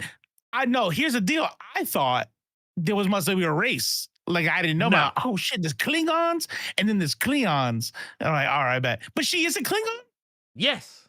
I never seen the horns on the side of their face. Well, no, that's what I was trying to tell you before you hyper focus on. Shut the fuck up. He's like, I would have explained. I would have explained. So see, what happens is when you're gay, these horns come out of your face, and yes, go ahead. No. The thing that got okay. So one of the things people got mad about with Star Trek Discovery is that they changed. It was a change that actually technically was not a change. Mm-hmm. But whatever. Anyway, point of the matter is Discovery used a different version of the Klingons than what you would probably be used to seeing. Mm. And basically people got mad about that. Like they looked more like Laura. But basically because of the nature of Star Trek has weird ass fucking timelines and canons, so just do with that information what you will. But yeah, she kind of looks more like the ones from Discovery than she does than like the ones from anywhere else. But they kind of explain it as like just different offshoots of that or whatever. But yes, Jessica says she's a Klingon Gem Hadar hybrid. Yeah. So like I said, if you like, and that's also another thing comes up because you also end up with another one. There's also that's another thing you end up with too. That's something I forgot to mention. Because Paul Giamatti is also in this shit. Well, at least for the first episode. At least for the first episode or so. And he's like a mixture because they call him a Klinger. I think did they call him a Klingerite? I think is what they called him. Because he's both Tellarite and Klingon. Oh, so I looked up the Jem'Hadar people. Yeah, and they have like the horns around their kind of funky business going on. So she's Klingon, half Klingon. Yeah. You know what I love in Star Trek? What's that? They say like, look, I don't give a fuck what your DNA is. Yeah, you can make babies. Yeah, you know what I mean? Different planets, different species, everybody different can galaxies. You can make babies in our world. It's like, hey, y'all fuck. Okay, you know what it is?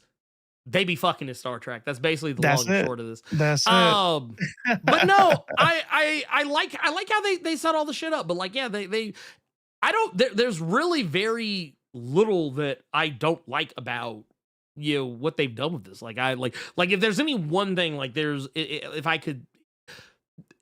If there's just the one thing, there's one little, small, teeny weeny, teensy tiny little thing I don't like about it is, there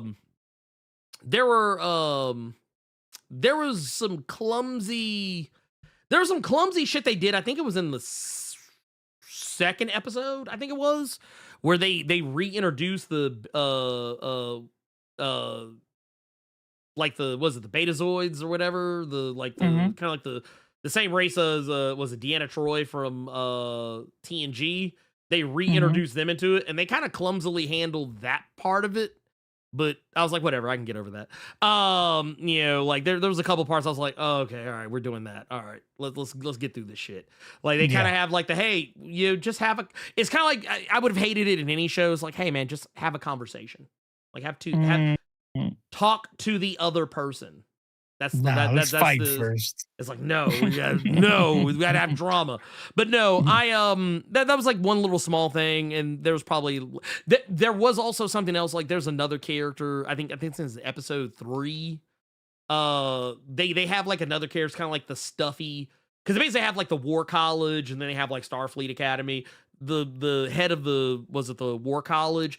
He's a jerk, but like, he's got to be like you got to give Nala someone to go up against. You got to have Nala have somebody that's like a foil to her. But like, he's kind of more like just an annoying character than he is really anything else. And I was like, wow. I was like, this dude has very. It was like one of those things where like he was kind of a contradiction, and I think that's what I didn't like about it, is that like. He would be really aggro about rules and shit when it came to like her students, but not really with his own.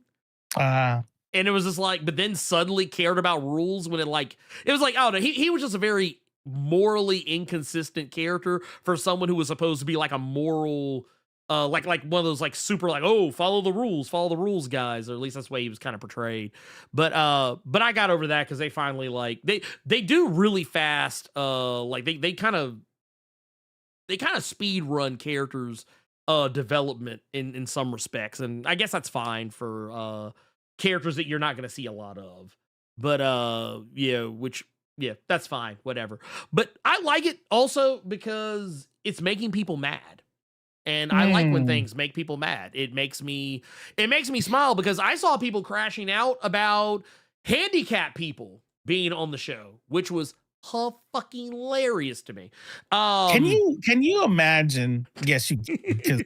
But can you imagine just hating a group of people so much that it makes you mad when you see them?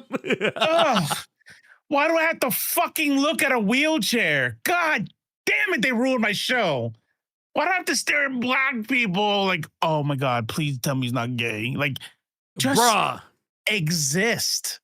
Like, and what they mean, don't put it in my face, they mean don't enter my field of vision. That's what they mean. No, that's 100. That is 100 fucking percent what they. Because here, I'm gonna show you what I'm talking about. There's a shot.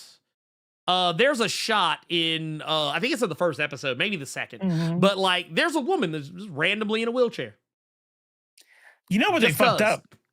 You know what they fucked up? They could have saved the wheelchair.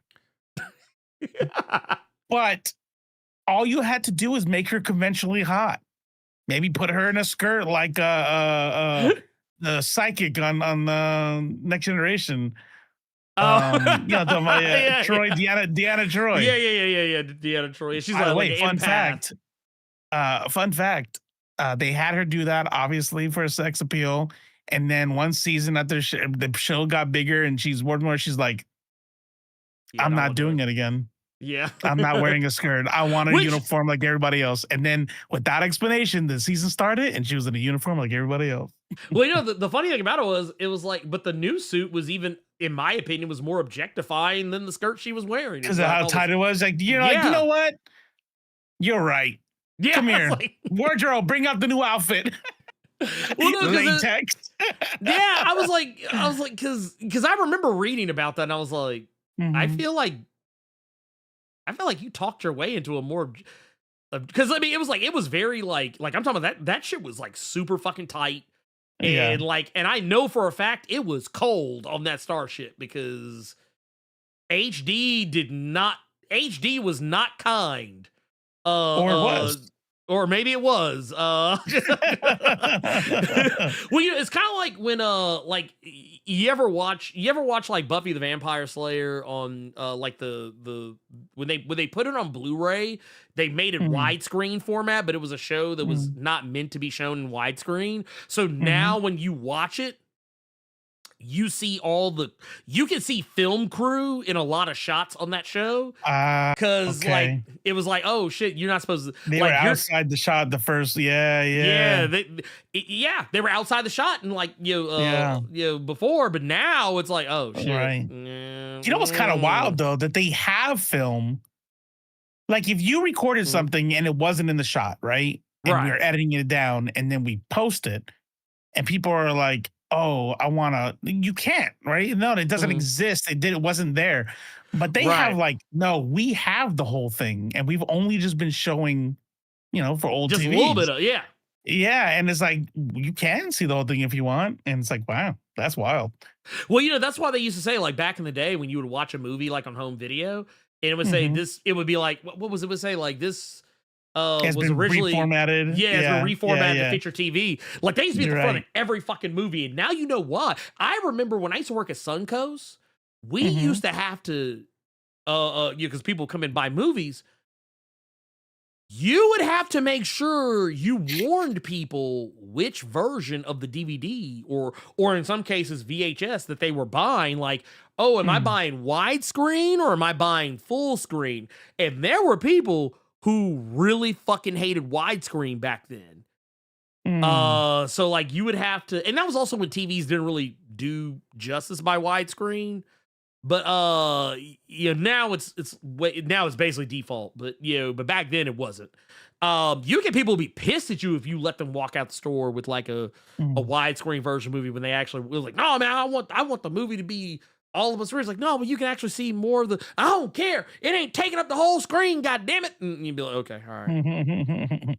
But no, people were crashing out about old girl being in the wheelchair, and they were acting as if people have, because they're like, man, it's not believable. It's not believable. They're in the future, and blah blah blah blah. They could have fixed her legs. They could have fixed this. They could have fixed. Blah, blah, blah, blah, blah, blah, blah, blah. But Says here's the who? thing.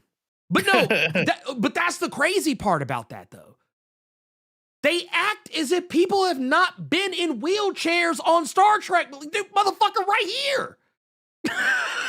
That's a fucking wheelchair right there. And they are in the fucking future. Hey, do not show them that picture though. Oh, they'll be like, They no. will lose their mind. There's Like, Negroes on Star Trek. Wait a minute. Wait a minute. Are you fucking telling me that not only is he in a wheelchair, he's black? Oh no. See, that's it. I'm fucking done. I'm canceling everything. It's everything. You current date me. You current I'm date gonna me. take my TV outside and shoot it with guns because that's the TV I watch Star Trek on. Take even that. Even in the J.J. Abrams shit, like wheelchair. Motherfuckers use wheelchairs in the future. It's a thing. Right. I just think They it's funny. act like there's no such thing as being in a wheelchair, maybe for genetic reasons. Mhm. Maybe it's not fixable. It's just the way you were born. Like there's no technology in Star Trek where they give you a new body. You know what I mean? Like sometimes your body's just broken, and I'm sure they didn't perfect. Yeah, it's how actually funny you grew say up, that. You know what I'm saying? Technically, there is actually. Oh, really? They can put you in a new body? Well, it's dependent on some things. There's very specific things that come into play with that, but like it's very specific circumstances. But they did it in Star Trek Discovery. They actually, because there was a whole, and this is why some people and you could probably guess the types of people don't like Star Trek Discovery. And I kind of like in this is one of those instances where like I can kind of almost slightly understand it, but only by virtue of the fact that that season did slow all the way the fuck down to tell that narrative. But there is a trans allegory. I think it's in season 3. It might be in season 2. It actually might be in season 2. It's either season 2 or season 3 of Star Trek Discovery. When they have a pairing of characters, and they kind of do like a trans allegory with them, and they do a trans allegory with one and a non-binary allegory with the other. And well, I don't think it was bad. I actually thought that it was a really cute, very like sweet storyline, but it was one of those things that like they drug it out for so long, and whenever it came up, it would take up like it would literally be one of those things that was like the show would feel almost like it came to a screeching halt when they would do it. But it was like, I feel like it could have been done. And what I mean by this is I just feel like it could have been done better. Like, not saying you can't show it, you can show it, but I feel like it could have been handled a little less ham-fistedly.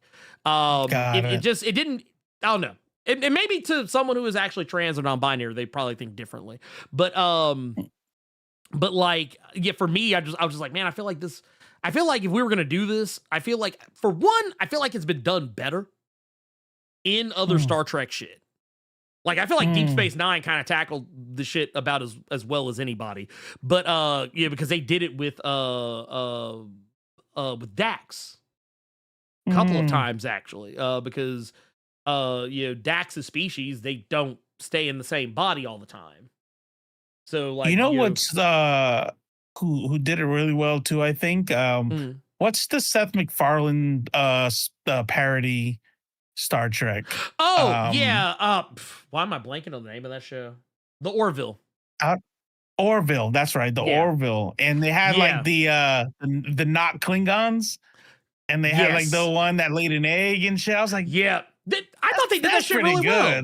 That's pretty fucking good. Yeah, well, it was also because this was all happening around the same time, honestly. It was kind of why people were saying back then, when the Orville was still on, a lot of people were saying that Orville was kind of kicking Star Trek's ass when it came to like telling like woke stories, like being not only a woke show, but being like a well-told show. And the fucked up part was the Orville was supposed to be a fucking comedy. But it actually, that shit got deep. But yeah, there were plenty of times where, like, when I was watching the Orville, I was like, God damn! I said, this actually is kind of slick, better than, like, it wasn't to say that it was literally good. Yeah, it's not to say that I thought Discovery, because I love Discovery. I thought Discovery was great, but I thought the Orville was better for a good like. I think Orville, like, if you put the Orville and Star Trek Discovery, side by side, pound for pound, I'm picking the Orville every time. Because, while yes, it's a comedy that is also, it was also way more serious than it had a right to be sometimes. Right. And it just told a better story. Like, and the thing is, and people used to use the Orville as an excuse to be like, see, this is what you get when you don't focus on woke bullshit. That's what people used to say about the Orville. But it's like, that's how I could tell you don't have any media literacy. You have any media literacy. Because I was like, dude, the Orville, because I used to tell folks, I was like, dude, Orville's fucking woke as fuck. Yeah. There'll be a whole ass character. I'm like, right. I don't feel like this body is my body. And then they'll be like, wow, I get it. And then they get a new body and they're happier.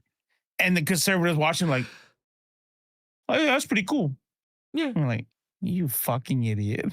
Or, I mean, dude, they did that shit with, like in Deep Space Nine. That's actually one of the most meme-ified moments of Deep Space Nine is when Jadzia Dax bumps into like an old friend who, when he met her before, her host body was a man. And for clarification, the man in question who she's talking to is a Klingon. And when he speaks to her, she's like, "Oh, I'm not the same person you knew." Like, so like, it's me, but I'm not in that body anymore. I'm a woman now.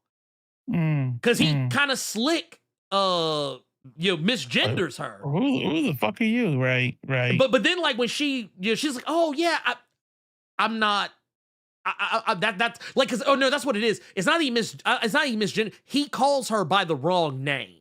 And now, it basically she's like, no, my name is Jadzia now. This is who I, and don't even fucking miss a beat. He's just like, Jadzia, my old friend. It embraces. It's one of those things where it's like, man, that's crazy. Like he had to just imagine the amount of intestinal fortitude that he had to have, like the discipline, the strength that he needed to be able to just call her by what she wanted to be called. I don't know how he did it. I don't know how he crazy, did it. man. I don't know if I could have done it. I don't know. It's crazy. I don't know if I could have done it. It's I don't wild. know, It's wild, man. Honestly, I think that was really brave of him. That was very brave. That's very brave. I'm glad they did an episode highlighting him doing that. I actually think I think that it's you know what? I think that it's the most masculine thing that any like that. That's there's no such thing. See, we killed toxic masculinity. It doesn't exist anymore. See, there you go. We fixed, and that's also another fair point too. It also comes up with Cisco. Because Cisco knew Dax back, when she was originally in a man's body, and that's the thing. I want to point out something here. This wasn't in 2020. This wasn't in like 20. This was not in 2016. This shit was literally in the first season of Deep Space Nine that came out in 1993. So it's like, dude, you can't sit here and say, like, you can't use the excuse, oh man, they tried to modern day us. They tried to the fucking pronouns, fucking gender ambiguity. They fucking can't date. You can't say that because, dude, they were doing this shit back in 93. You just weren't paying attention. Whenever people talk about like, oh, this was ahead of their time or blah, blah, blah, I'm like, Stonewall was in 1969. Yeah. Stonewall. 69. Led by trans women, was in 1969. This is not a 2020 thing. You just haven't been paying attention until 2020. Well, I mean, okay, let's keep it a band. Let's keep it a band. We got to remember, like, okay, gay people, trans people, they've existed for a long time. Like now, we said 69, talking about trans, but you could make an argument that trans people existed even long before that. Oh no! Throughout history, dawn of time. Dawn of time. But people, even with knowledge of Stonewall, will still act like that shit just started. Like, okay, now everybody's gay. Like, what are you talking about? Yeah, the fucking Crying Game. Right. Fucking Crying Game. Super transphobic. 1992. Super shitty. Yes, but very, very, very. It was still a topic. I will say there's another movie that came out recently called Unicorns that I'm thinking about watching. That when I saw the trailer for it, I was like, this looks like The Crying Game, but not problematic. Right. Like it has the same. It has about roughly the same plot, like a cis guy meeting like a woman. And he's like, oh, damn, I like you. I want to get with you, and then like finding out that like, oh shit, she's trans. Right. And then like them navigating their relationship from there. Like you can make a rom-com about that. Because that's every rom-com. Like, oh, I liked you. And then I found out something that you that I didn't know before. And I feel like you liked me, but now I'm gonna leave you. And now you have to run to the airport before I fly away. And you're like, I love you and I don't care. I don't care who knows. Yeah, I mean they used to do this shit. You were born with the pee-pee. Yeah, dude, what was it? Not, I won't say every sitcom, but almost, I would say a lot more of them do than don't have a trans or gay episode where like someone they knew, whether it was a friend or like maybe it was a parent or an uncle or a cousin, shows up and like they're like, oh yeah, so and so, oh man. They were just one of the boys, man. They were like the manliest man. Oh my God. That guy, that was my guy right there. Dude, that was a man's man. And then like the character shows up as like, Oh, like they That's either right. show up and they're either gay now because they haven't seen him in a Right. long time, or in the case, and they usually do this with like a sibling or a parent, more likely with a parent. Mhm. The parent shows up and now they're suddenly another gender, and now the characters have to try to oh well, And it's always the now dad. this The is dad our is the problem last of the one. week. Yeah, the dad is Yeah. always the last one to like come, and then Yeah. somehow they try to make it the trans person's fault. They Yeah. everybody comes together and they're happy in the end, but they will find a way to kind of slick both sides it and make it like, Mhm. well, you didn't tell me. I feel like I deserve to know, and you didn't give The me triumph. a chance. The pinnacle, the wrap up, the win, the triumph. The triumph comes not by way of the trans person Mhm. being brave enough to say, "This is who I am." No, no, no, no. It's the bigoted father who finally comes around and finally learns to Yeah. accept their kid. And it's like, isn't the father fucking great? Credits Right? roll. And it's like, Yeah. what? Yeah, how did you make See? this about the dad? Well, yeah. So you're saying they did. That's Yes, exactly they did. what it did. Quagmire's did. dad, yep. They did it with Quagmire's dad, but here's the thing. Yep. That wasn't even the first time we saw that shit, because they did that shit on Friends. If I remember correctly, I think Friends had an episode like that. That's right. That's Yeah. right. That's right. That's right. Friends had a fucking episode like that, and there are lots of other sitcoms that did something kind of. If it wasn't about trans people, it was about somebody that was gay. They always found a way to kind of sneak that shit in there. It was almost like, you know how they would do like Drug Awareness Week, like there would always be the drug awareness episode Right. of like right. of sitcoms and shit like that. So It was the old friend of same. theirs just can't stop, and there's like, Yeah, it was the same shit. Only they and instead then of the being actors about do drugs. the PSA at the end. Yeah, like They so. credit roll up because they're at the funeral and they're crying, and then like, "Hey, how you doing? I'm Luke Perry. Drugs are serious Don't do business. drugs. Yeah, I know I'm just an actor, but don't do Dude! drugs." No. I got one for you. I want to see how many of y'all remember this shit. So, how many of y'all remember the old TV show Dinosaurs? Yeah, not the mama, right? Yeah. That The show. baby? Yeah. So, check this out. Do y'all remember? It was in the first fucking episode. It was in the first fucking episode. They did a scene. Because, they would do these cutaway gags sometimes. Like, they were like, whatever they were watching on TV, there'd be a gag about it. Mhm. So, on Dinosaurs, and I'll pull this up because I want to be very clear. I want to be very clear about this. Because I know some people may not remember what I'm talking about, and that's perfectly fine. But yeah, I'm gonna be that guy. I like to show you guys what I'm talking about. On this show, Dinosaurs, and it's in the first episode. There's a moment where they cut away to the TV because there's a commercial coming on. And you know how they used to do back in the day where they would put you in like they would like someone would be doing an interview, but they don't want to reveal who they are. So they would be completely like, oh, there'd be no light on them whatsoever. And they would like put like a little thing on there. They have the voice. Yeah, the voice changer. Yeah. They would do like they would do the whole thing where they'd be like, yeah, the voice modulator shit. There's a scene, and you can look this shit up.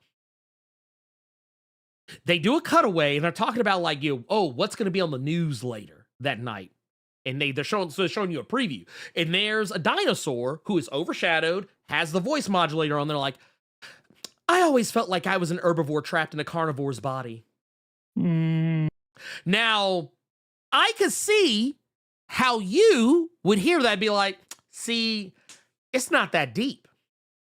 It actually is. Because later in the series, they would use carnivore and herbivore as an allegory for homosexuality. Right. Because like they like or like for homosexuality and gender. So like basically what they did, because there's an episode where Robbie is kind of like trying to figure out whether he's a carnivore or is he an herbivore. Oh, Yes, that was a thing. That was a fucking thing. Humans are pansexual because we're omnivores. Okay, Right? okay. Yeah, that comes up too at some point. And then they talk about how, like, hey, it doesn't matter whether you're a carnivore or an herbivore. Like, 'cause that's the whole thing. What you were talking about earlier, how the dad's always the last one to come around. That was Earl was the last one to fucking come around. He's like, yeah, I don't remember the full like speech, but he basically what it boils down to is I don't care what you are, whether you're like a carnivore or an herbivore, you're still my son. Dinosaurs had that shit on lock. Woke. Dude, look. It's woke. I'm just saying. Do you remember how dinosaurs ended? Yeah, the meteorite. That shit was. Yeah. So the meteorite is a Mandela effect. It was not a meteorite. The dad's company built something over some beetle. Yeah. That's what it was. Yeah. And they brought the ice age. Yeah. And I'm like, it's pretty dark. That's it. You're just like, and everyone's dead. Yeah. Well, watching. It's kind of funny because you know what it is? Wow. So check this out. I recently started watching this other show, and it kind of had a similar ending, but that show just recently came back. And how they handled it was very weird. What's the show? It was Amazing World of Gumball. But basically the way they end is like this crazy kind of pseudo apocalyptic event happens or whatever, and the show just kind of ends. But like when they came back, with a different title. It was like the something weird world of Gumball or whatever. It obviously more updated, but they came back and it was like they basically kind of like focus on everybody's supposed to be like, they almost kind of act like everybody's supposed to be dead, but then like everybody's like, oh no, everything's fine. That's kind of wiped away. Just kidding, everything's good. I want them to bring back dinosaurs and do something very similar. Just have everybody like frozen, like laying under like blocks of ice and shit, and then like, no, we're good. It melted. We're fine. Yeah, we're Captain America. I mean, there were species that went through. We could just follow a different family or something. Nah. Same family. No, I want all the the same same family. ones. All the same ones. I want everybody. Even though I don't think anyone is still alive who actually worked on that show. Right? Actually, no. Every person's dead. Yeah, because Sherman Hemsley, he was the Triceratops.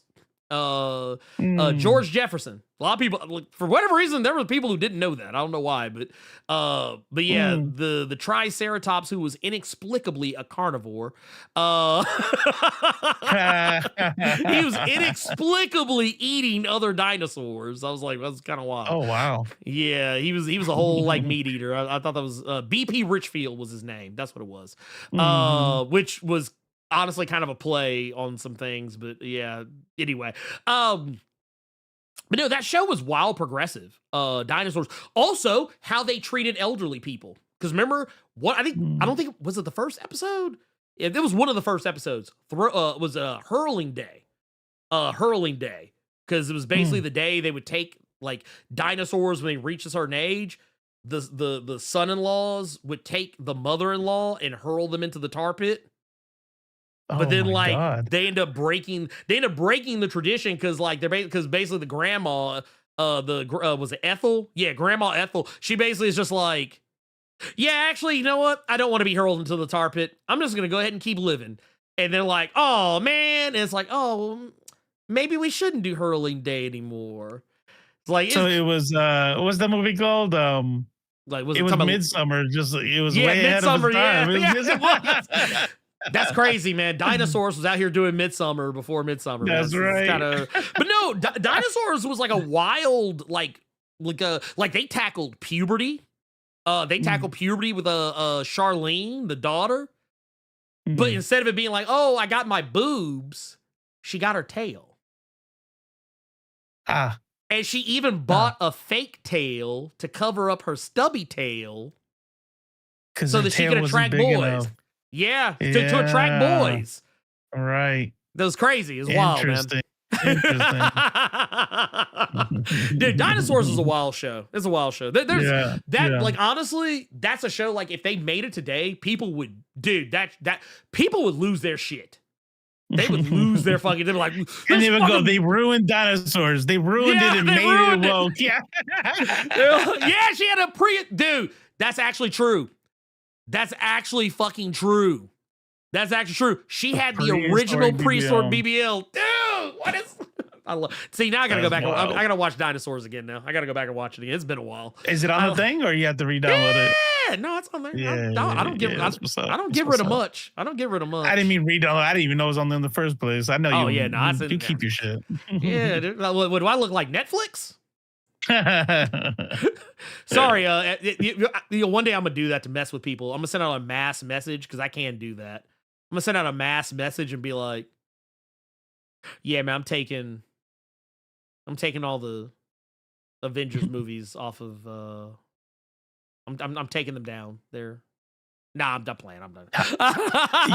It'd be funny if you're like, well, it'd be funny if you did it. You'd be like, hey, where's that a thing at?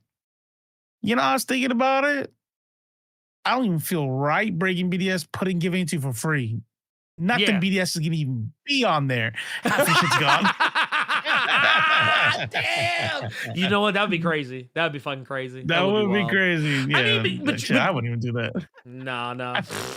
Shit. That's you know what it was when it's like the Stranger Things discourse. Because I remember people got mad at me. Like, man, dude, I can't believe you're supporting Netflix. Why are you watching that? Right. I was like, no, you don't understand, homie. Who said I watched it on Netflix? That's a mighty biggest assumption there, sir. I'm like, man, you are reaching with that one, Pimpin. But no, I do want to double back because we do actually have we got a Streamlabs join over here that I want to go back and take a peek at. Ooh, that's a hot one. Yeah, we got a little Streamlabs action over here. Actually, we got a couple of different ones. Let's go ahead and just just take a look at all of them. Let's go take a look at all. We got one here from Fabric 86 out here. Says, I'm going to watch the movie Shelter tomorrow, but one question, who will stop Jason Statham from acting the same character in every movie? I don't know who's going to tell him. I tell you what, it's not going to be me, though, because that man can actually fight. So, when he's going to stop?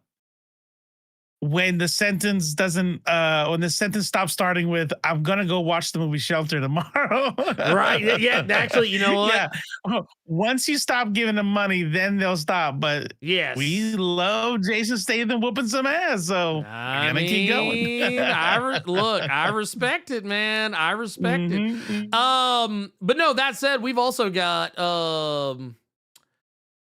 excusez-moi, the real Bone Factory.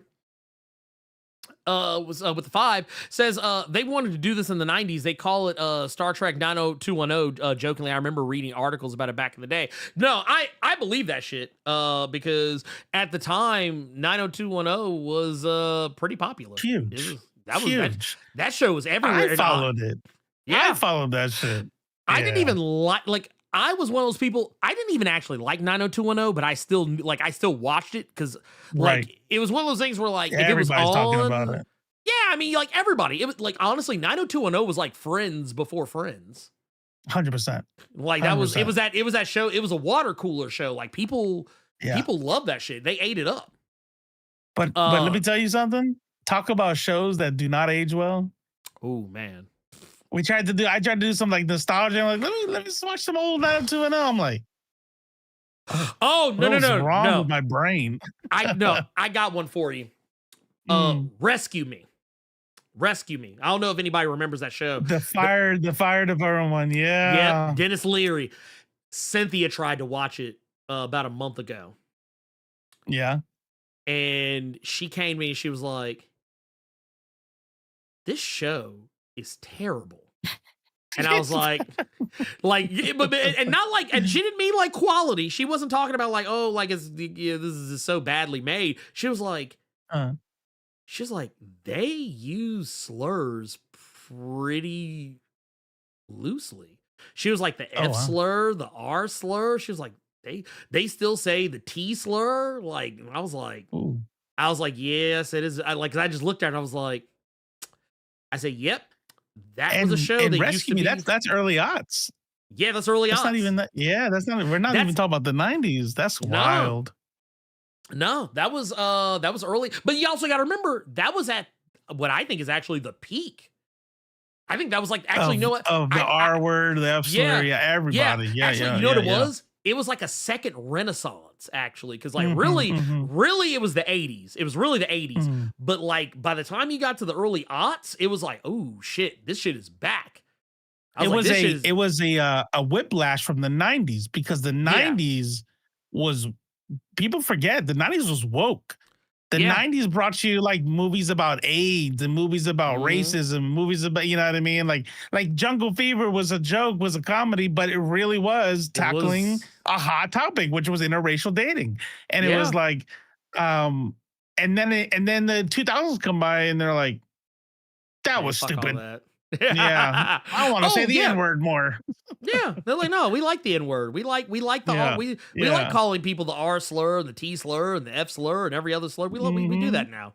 That's okay. We can do that again. We're back. It's like that was like casual racism, casual racism and homophobia. Nah, that was it. Like like look, man, I'm gonna keep it a band away with murdering somebody. Yeah, no, you could murder. Look, this was like I think the moment 2001 hit. I want you to put the word out there that we back up. That was homophobia and what did it say? I can't hear it. What did he say? There's a put the word out, man. We back up. We back up, baby. We back up. But no, I don't know, man. I don't know. I'm of a mind. I'm of a mind that we really got to get away, in my opinion. I think we really got to get away from that backsliding, that whole that boomerang thing. Because honestly, I never really thought about it till you mentioned it. Like, yeah, dude, we were 90s was, I mean, I don't think it wasn't as woke as maybe we would have liked it to have been. No, obviously, but I mean, But yeah, like, dude. But trying to be socially conscious was a big thing. Oh no, blackness was at like an all, okay, black representation television was an all-time high in the 90s. Right. But it was for the wrong reasons. But I mean, it was still, because I mean, it was really just because Rupert Murdoch realized black people watch TV. That was really the only reason. That was the thing. Why didn't somebody tell me that? He's like, what? Negroes have TV? No, that was like, and I'm not bullshitting. You can look it up. It's actually verifiable.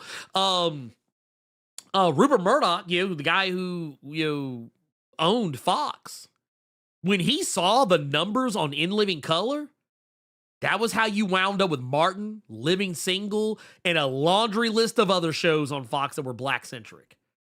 I mean, how fucking crazy is that? Yeah, New York Undercover, all that shit.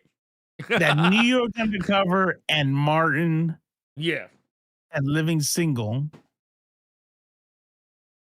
is brought to you by the dude who may have, who could, it could be argued, has one of the biggest parts of ruining the country today.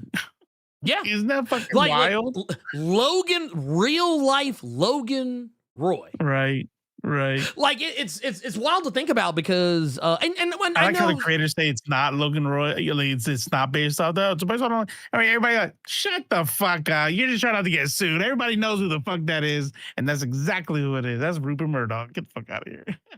Exactly. Yeah, like get out of here. Nobody buys that. Please. That's right. no, no, and don't get me wrong, New York Undercover aged terribly, trust me. That's kind of why we are the woke New York Undercover of YouTube, trust me. That is not unironic, trust me. Or rather it is not Right. whatever you It is call ironic. Anyway, yeah. And also, and this is what we're saying still, that's what we're saying. It was still pretty restrictive. That's what we're saying. It's not as woke as we would have liked it today. That's why we're saying, like, but it was still for the time, dude. I remember, oh no, I remember the WB, like, and what we used to call UPN. We Carter and I used to joke about this. We used to call it the You Pick a Nigga Network. Because like basically it was nothing but Negroes on UPN. That was where you were getting like Moesha and all them other shows like that. Like it was literally like a 2 or 3 hour block of just black television on UPN every night, damn near. And it was the same on Fox. Because soon as Martin went off, what came on after? Living Single. The original Friends. Friends before Friends. But no. Yes. The real friends. The better friends. The better friends, actually. Also, a very progressive show for its time. Yes. Which is just because I mean, really, I mean, outside of the fact that, like, some of the women's relationships did kind of hinge on like who they were dating or like things like that, but they always kind of turned it around, in parts, sometimes where they didn't make it just all about who the fuck are they dating right now. They would bring it back to sisterhood and shit like that, which I love to see. And you had a variety of different tones of black women. You had chocolate women, you had medium chocolate women, you had light-skinned women, and you just had straight up brown women. It was like it was across the board, and it was the same for like it was the same across all the characters, the principal characters of the show. You talking about Living Single? Living Single, yes. Yeah. See, but here's the thing though, if you go back and watch all those shows, including Martin, including Living Single, like it's like we said, it's woke, and it was but there was always problems up to a point. But they always did the dark skinned girls. Is the feisty one, the one who's ready to fight. Yeah, the pretty love interest is gonna be the lightest one there. What do you say? Light, bright, and 2 shades of white. 2 shades of white. Yeah. Well, one thing I will say, and somebody got in trouble for this recently. I forget who it was, but they were trying to claim that like Martin was colorist in terms of saying that they always dogged out Gina because she was dark skinned. But I was like, the funny thing about that is, and I have actually gone back and watched Martin recently. That show did not age well at all. But one thing you can actually say about Martin is that he never really dogged out Gina. Not Gina. He didn't really dog out Pam because she was dark skinned. He dogged her out for being ugly, which she was ugly and annoying. Yeah. Like it really. Sure, she was not. She was not ugly. Like honestly, she had a body on that one. Pam was better looking than Gina. I'll say that shit. I always thought Pam was hotter than Gina. But the thing is, Gina used to catch a lot of shrapnel for being light-skinned. She used to catch, like, that was actually one thing that was a little bit different. Now, did Pam being dark-skinned ever come up at all? I'm sure it did. If I went back and went through all of the seasons, I'm sure I'd find at least 1 or 2. But, like, it was never really the main reason why she was getting dogged out. But I will say, her being dark-skinned didn't help in that regard. But what's up? Martin, Gina, and Pam reunite and tease the hell out of a Martin comeback. I don't know if we need that. I don't know. I think that needs to stay where it was. I think that needs to stay where it was. February 2nd, 2018. Somebody said nah. Nah. Somebody said nah. What's it? Doing the visit? Like, no. Cut that shit off. But it's I'm afraid I've got some bad news. Not happening. That's not happening, homie. That's not a thing. It's I think it is safe to say that you don't have to worry about that. But no, I do. Yeah. Okay. You know what? I've gone far afield. I actually do want to get back to what we were talking about. Just so much in this that Levesta the Samurai with the 5 says, just want to thank you, brothers, for the great entertainment while I finish this treadmill run. Too cold to go outside. Said help me not just watch the timer. Hey, that's what we do, man. That's what. That's what's up. We here That's for what's you. up. We here for you. Yeah. Man. I'm about to bring my treadmill inside here. My fat ass. Man, I might have to get surgery again on my shoulder, on my tricep. Oh, Man. yeah, because of that fall? That was from the fall, right? Yeah. Yeah. I That's slipped wild, and dude. fell in because it was muddy out in this like the Taino like archaeological whatever. And when I fell, I there had to be a stone or something in the ground because that shit smacked that boom. shit. And I remember like seeing stars. And let me tell you something. Like this is regular, right? This is regular. And my other shit is look, see how smooth it is? Yeah, dude, your shit. I'm not gonna hold you. I come home. I came home a month ago. Shit's still swollen. Dude, so I'm not I gotta gonna get hold an you. MRI. Yeah, you fucked your shit off, dude. I'm not gonna hold you. He said I ruptured. Damn. My I'm like ruptured. I'm like, oh, you mean like when you like bust open a chicken breast and the way it kind of spreads out like that? You're like, yeah, like that. Damn, like, that dude literally said, damn, dude, you spatchcocked your elbow, man. Spatchcocked my elbow. Damn, I hate. Damn, that's crazy. Look, if I tell you one thing you don't want to do, you don't want to spatchcock anything on you. No. Definitely not your tricep. No. But no, I want to get to our last thing, and this is where I'm gonna kind of say some bad and I'm gonna say some good. Okay. I want to talk about the beauty. Okay. Now, we talked about this a couple of weeks ago. I basically let it be known my interest in the show like went off a fucking cliff. Yeah, my interest in the show went off a fucking cliff. Largely because of how the show was marketed. Now, this show, they basically did not market it as, well, for one, they didn't market it as having the same plot as what the comic has. This is, for those who don't know, The Beauty as a TV show is based on a comic book. Based on a series of graphic novels. Excusez-moi. And so far better than the show. I like the show, but the comic is better so far. Objectively better. Yeah. Now, I will say there are some major differences to take into account with the show versus the comic. And these are all things I kind of had to, like, as I was watching the show, I had to kind of be like, okay. That was me. Like, and you can even ask Cynthia because she was watching it with me, and there were so many times that like that would like every time something would happen or there'd be some reveal made, my reaction would just about always be, huh. That was it. That was my reaction most of the time.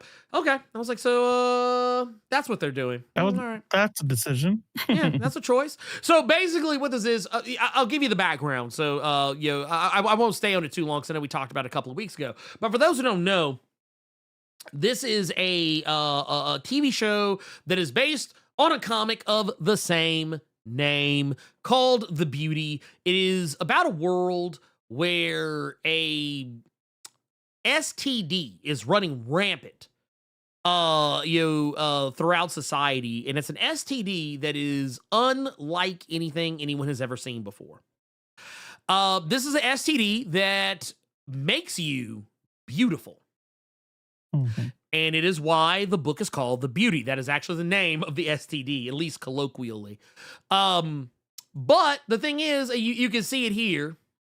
They said, the beauty quickly became a fad. Suddenly, perfect skin, flawless features, and a gorgeous body were only one sexual encounter away. The only downside appeared to be a slight, constant fever, but that didn't seem to slow many people down. And they go on to say now over half the country's population has the beauty, and the other half of the country hates them for it. Anti-beauty cells have popped up around the nation. The majority teach prevention, reminding everyone that the beauty is still a disease. A few however, have taken a more aggressive approach to stopping the spread of beauty. And what they kind of mean by this is that eventually it turns out there are people out there who will try to kill you, or like or like separate you from, at the least separate you from everybody else, but ultimately they will try to kill you. But the thing is about the beauty is that it does have a major side effect above and beyond the fever that is mentioned. And it's that when you get it, as you can see here, you will eventually burn up. You will eventually spontaneously combust. That fever that you get, it eventually it's because your body is literally burning up from the inside. That's basically what's going on here. They do it a little bit differently on the show, where it's not really like you catch fire, you just explode. Like you are burning up internally. That part is still there, but you don't like just, oh my God, you're on fire all of a sudden. It's like, no, you just explode into a bunch of giblets. And that shit is wild. It is insane, is what it, but no. Gigi Hadid, bro, I love her, but that scene was fucking wild. Dude, that shit was off the chain. I was like, oh my God. Because it's like you're literally watching this person like running roughshod across town. Because basically the scene that I just showed you from the comic, they basically do the exact same scene at the beginning of the show, but they make it a much bigger production where like old girl is like just running rampant across the goddamn city, just leaving mayhem and destruction behind, and ultimately they just end up exploding. But the thing about this show is that where this show takes place, the comic has not happened yet. So when we pick up this show, what's actually happening here is that we're not following a pair of cops like we are in the comic. We're following a pair of FBI agents, and they're not even the same characters from the comic, though they do share a vaguely similar dynamic. Vaguely similar. But by this point in the show, no one actually knows what the beauty is. Like, yes, there's people out there who traffic in it, but like the public at large does not know about it. Like the world, like, or rather law enforcement is only just now finding out about the beauty. Like they're literally, this and is they almost thought it was like terrorist attack or poison. Yeah, they were thinking like this is like the second coming of anthrax or some shit. Like they don't know that this is like an STD yet. That's why like there was a conversation that Robo and I actually had. Like this was not on the show obviously, but just kind of privately where Robo was like, "It's still STD," and I was like, "Huh?" I was like, that's not how they marketed it. And this is where I kind of run into my first problem with the show. And it's that I don't appreciate how this show is marketed, because here, I'm gonna bring this up. So yeah, you can look at the iconography here. What's in her hand? What's in her hand? It's a syringe. Oh my God, that's crazy. And then also some of the viral marketing they did, because Ashton Kutcher's in the show, and they literally played up the aspect of, oh, this is a drug. This is a drug. They even said it in the fucking trailers. Surgery. Right. Dude, they literally say it in the fucking trailer. Like, oh no, this is a drug. It's a drug. It's a drug. It's a drug. And then you watch the show and it's like, oh no, it's still a fucking STD. Like, yeah, there is a drug, but it's still like its main transmission mechanism is sex. Right. I haven't made it past the I haven't watched, I only watched the first episode. Okay. Yes. You obviously it is an STD, but they are also injecting it in them. Oh, so okay, so far the only way I have seen, so the people who have it, there are people in the show who already have it, but we don't see how they get it. Got it. Okay. But it is mentioned, one of the characters who does like have it like off rip does insinuate that he probably didn't get it the way everybody else is getting it. Because he talks about having gotten a more pure version of it. But like every other character you see getting it from like that are part of the main cast, it is through sexual contact with someone who already has it.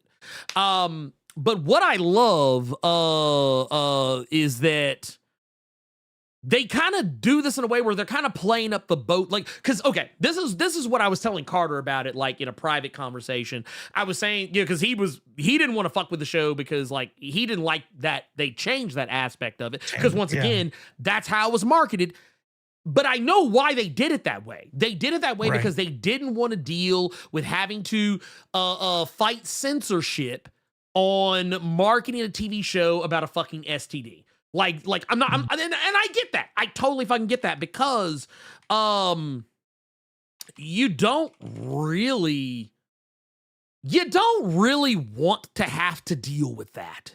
Yeah, because that's a death sentence. That's a death sentence for a show. For a TV show to to have to be like, well, okay, we're gonna have to like play this up with like I almost said MPAA, but that's actually something else. But basically, you're gonna have to get a rating for your shit, and then like your rating is probably gonna go up because of what it is, and they want to try and get as many people looking at this. But not only did they not want to have to deal with the aspect of having to market a show about an STD, they also did not want to have to, or not want to have to deal with, but they also wanted to try and take advantage of the, I guess, the freshness of a movie like The Substance still being in everyone's head. Because I'm gonna keep it a band with you. Stepsister. Yeah. That as well. Like they're trying to capture. They're trying to ride that wave, but the thing is, what I hate about this is that now you have potentially turned away people who are fans of the comic, who would have wanted to watch this show, but now because they see that you're changing the premise, they now don't want to fuck with it. Or you're going to convince people who are like, "Ooh, this looks like The Substance, but like as a TV show, I want to check this out." Yeah. And then they're going to watch and be like, "Oh, this actually isn't like The Substance at all." And now you've damaged your credibility, and the show itself. It just I don't know. American Horror Story has a demographic, and it's women, right? It's women and the queer community. Yes, and I don't think they like, you know what? I know who watches our shows, right? Let's do cosmetic surgery. Let's do The Substance. But you're right. Yeah. Then they're gonna show up wanting The Substance, wanting Ugly Stepsister, thinking this is about cosmetic surgery, and it's like, wait a minute, some underground crazy fucking sex thing. Yeah. Like my thing is, and I do agree with this. I think this actually is very smart thinking here. Or actually, I meant to hit this button, but this works too. But Mari was just talking about it here. Says it's also similar to false advertising you see for a lot of pharmaceutical drugs in real life. It kind of works. No, from that aspect, look, and that's kind of why I said I'm conflicted. Because in a way, it kind of is. It's a type of viral marketing that like it works. And it makes sense, but I wish they would have been more honest about it, because I don't know. I feel like there was a missed opportunity. You know what I mean? I feel like there was a missed opportunity here, and I don't know, man. I think this could have been done better. That's ultimately where I'm kind of at with it. I feel like this could have been done. I feel like this could have been done better. I wish this was done better. I wonder. I know it sells well, and I know it's a successful graphic novel that got picked up by Netflix. But if I had to choose between American Horror Story fans and fans of this book, I would say the American Horror Story fans probably dwarfs it by you know what I mean? Yeah. I don't think they gave a shit about the readers. I'll just no.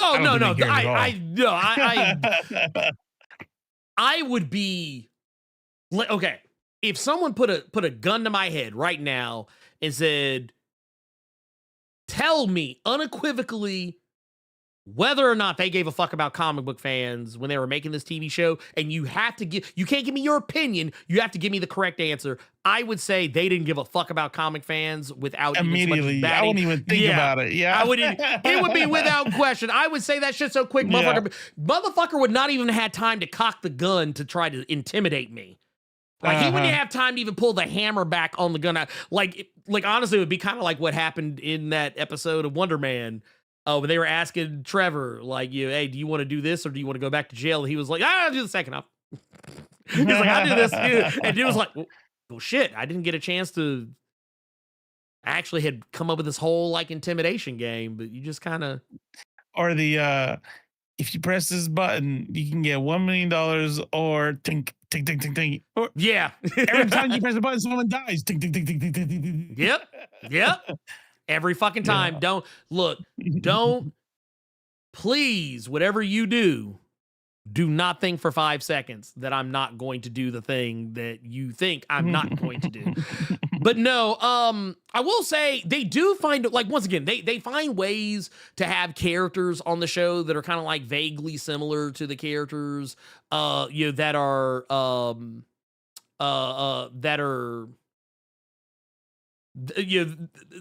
characters that are in the comic, but like they find a way to do them in a way that's a little bit different, kind of update them a little bit, make them a little bit less than maybe what you might have like. Case in point, I saw someone bring up Anthony Ramos's character on the show, and he basically works for the people who came up with the beauty in the first place, and his whole gig is basically go around and stop people from spreading the beauty around. And it's kind of funny because there is a character just like him in the comic, but he's not sexy flexy like Anthony Ramos is. And I thought it was funny because they actually went out of their way to try to like ugly Anthony Ramos. I say ugly, they really just covered up the fact that he has a scar over one of his eyes. Like they do in like rom-coms where like she's ugly now because she has glasses. She has glasses because like I'm not gonna show the whole scene because it's a little bit too graphic. But like this character right here, who kind of, you can't see it as clear, but he does have a fucked up face. That guy exists in the beauty. Like, is he the doctor who gives in episode 1? The doctor with the scar? No. No, he's actually, you know what? You said you only watched the first episode. I don't know if you've seen his character yet. I think you see him in the second episode. But yeah, basically, this guy and Anthony Ramos's character, they're practically, I don't even think they share like the same name, but they are more or less the same character, like to an extent. What kind of eye patch is that? Yeah, exactly. Yeah, because this is here. I'll show you guys what Robo's looking at here. This is basically him in the show, more or less. So check this out. I haven't seen the episode. I haven't seen the episode. I can't judge the story. But if we're talking about like costume design, that shit gets a D-. Oh, that is corny as fuck. It's ridiculous. Well, and also I feel like maybe they kind of thought, well, we got Anthony Ramos. We don't want to cover his face up under a bunch of makeup. And I'm like, but then why are you using? I don't know, man. I hate when people try to like, well, we want people to know it's him, and we don't want to hide his pretty face under. Get fuck out of my face with that shit. Either do it or don't, because the dude, the version of the guy that, or once again, it's not really the same fucking character, but once again, the dude in question, here, I'll kind of show you. Let's see, I'll use this one. I'll use this one here, because it's less spoilery. But like this guy right here, this is basically who Anthony Ramos is supposed to be, more or less. Is basically who he's supposed to be. And you can kind of see, just like here. Now, that guy looks way cooler than fucking air vent fucking eye patch. Well, it's like you can kind of look at his, like, you can't see his actual face, but you can kind of see like around the mask that his face is not normal. You can see that it's not. And it's like, dude, you had one fucking job and you couldn't even do that. But that said, I enjoy the show for what it is, but the comic is infinitely fucking better. Yeah, it's infinitely fucking better. Oh shit, Nip Tuck, that's a fucking throwback. Oh my god, dude. I was literally, when Julian McMahon passed away, I actually went back through that show a little bit. Man, I forgot how wild that show used to be. Yeah, that shit was pretty wild. Oh my god. You know what? Honestly, also did not age particularly well. No, As no, you would expect no. from a show that was made back around that time frame. Yeah, But like yeah, if it had a lot of sex in it and was made in the early aughts, don't watch that shit again. yeah, it was probably it probably wasn't as good as you remember it. There are very Nah. few exceptions to that rule. Now, speaking of, I do want to say if there's any one thing I actually do like, above and beyond just like some of the characterizations and depictions, I think are pretty spot on. I think Okay. some of the stuff that they do, some of the stuff they tackle, I can get jiggy with it. I can get jiggy with at least some of it. Now, when it comes to, there's one particular character in it that kind of has a little bit, what's that guy's, Jaquel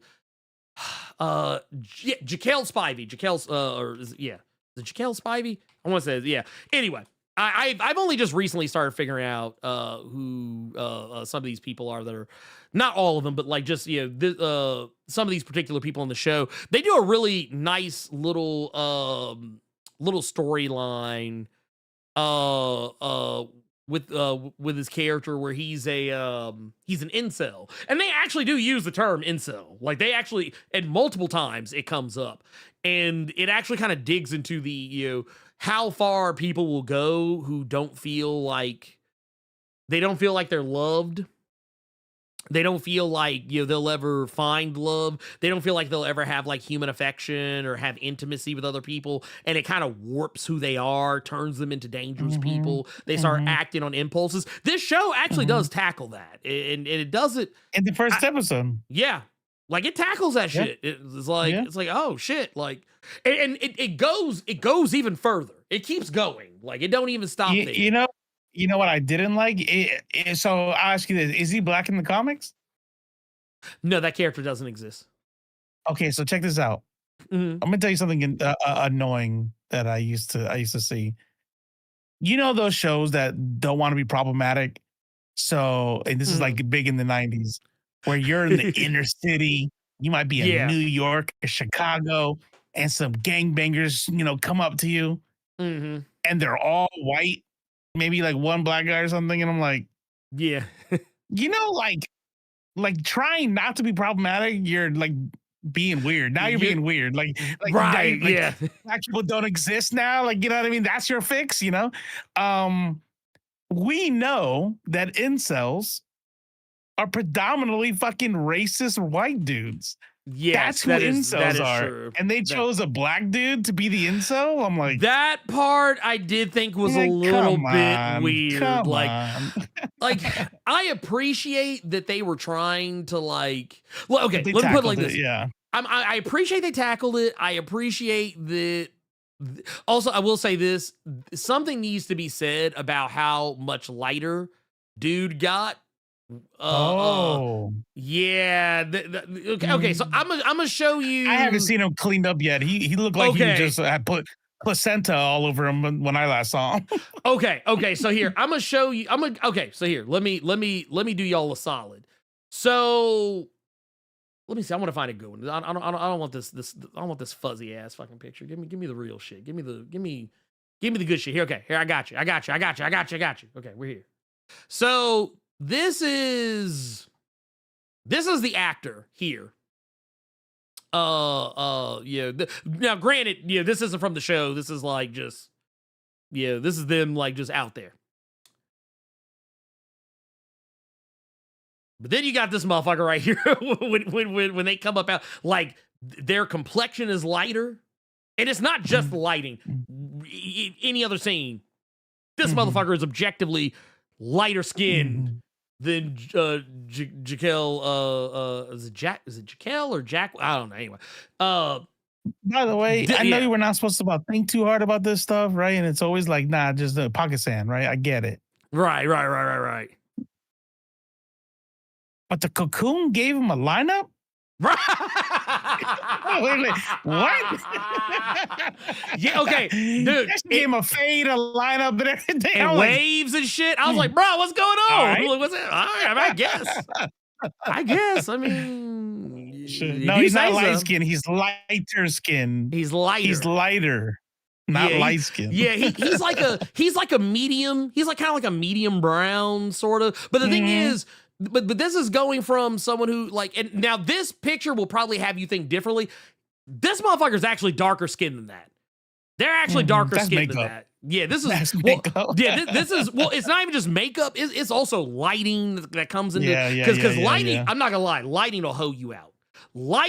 Hollywood lighting will hoe you out. Have you looking like a whole ass motherfucking white man sometimes, depending on the lighting. Celebrities gotta do makeup when they go to the red carpet to account for all the fucking lights, so you don't look like shit in the magazine. Yes, that's fucking crazy. 100 fucking percent. And I want here. I found a better picture. I found a better picture that's more more indicative of the skin. Oh yeah, here.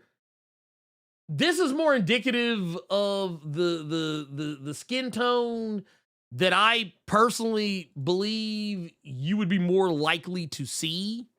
Bam, there you go. This is what this motherfucker looked like damn near on the show. Like here, you fuck them motherfuckers, bitches. Boom, right there.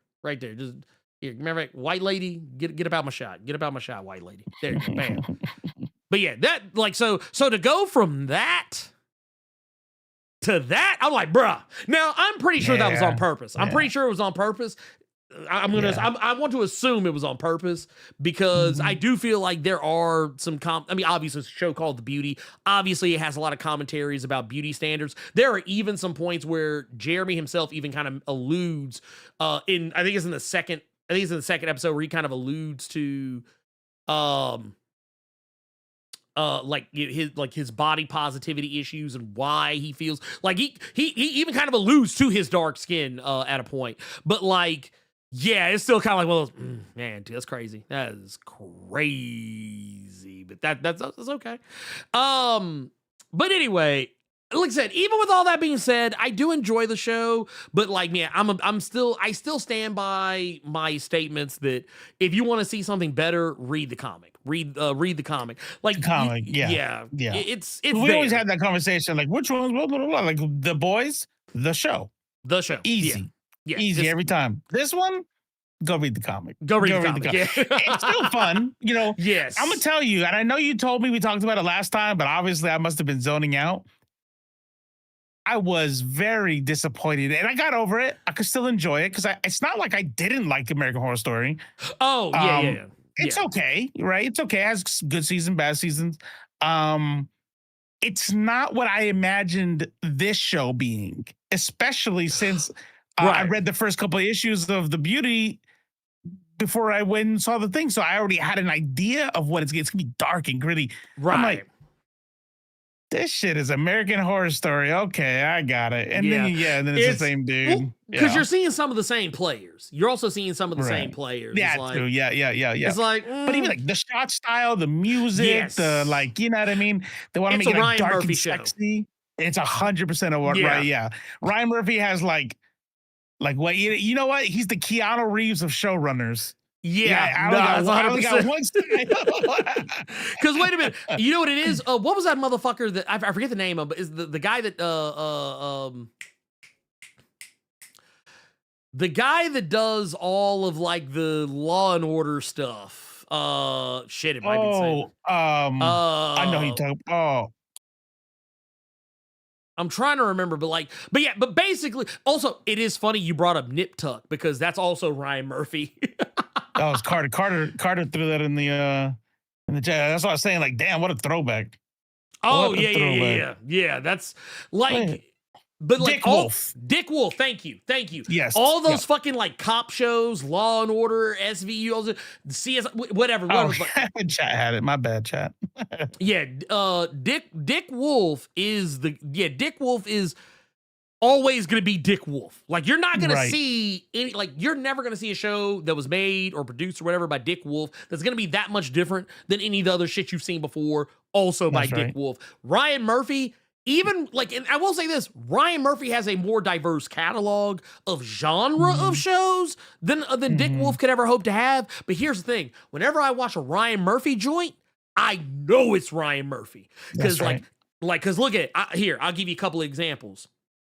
Grotesquerie, which a little bit different than what he normally does, but it still kind of falls in the American Horror Story category. But it looks like American Horror Story, just with a different tone on it. The Beauty looks like American Horror Story. Evil. Yes, yeah, exactly, yeah, exactly. Ryan Murphy, let me tell you something about Ryan Murphy. That man hates sex. He does. He doesn't like it. I don't know if he's married or what, but that dude is like, if you have sex, you're a vampire. You're dead, and you're dead to me. You're dead to me. Literally, undead. Well, because I even look at because even Pose, like I remember when Pose was hitting, I mean, yeah, it had, well, it didn't look like American Horror Story. It had some of the same motherfuckers in it. You know, it's kind of one of those things. Like, I just expect Evan, like, if I see Evan Peters, know Ryan Murphy is not. Yeah. I'm like, he's Ryan in the Murphy's building. here. Ryan Murphy's somewhere around here. God damn it. Come out. Come out wherever you are. Like, when he's in the MCU, Ryan Murphy's in the back, just staring in the corner, Just like, you better not fuck this up. You better not. If you have sex when you're out there. Right, he's like, if you have sex in this MCU property, I'm killing off your next character. That's right. Your body will be found gutted. Right?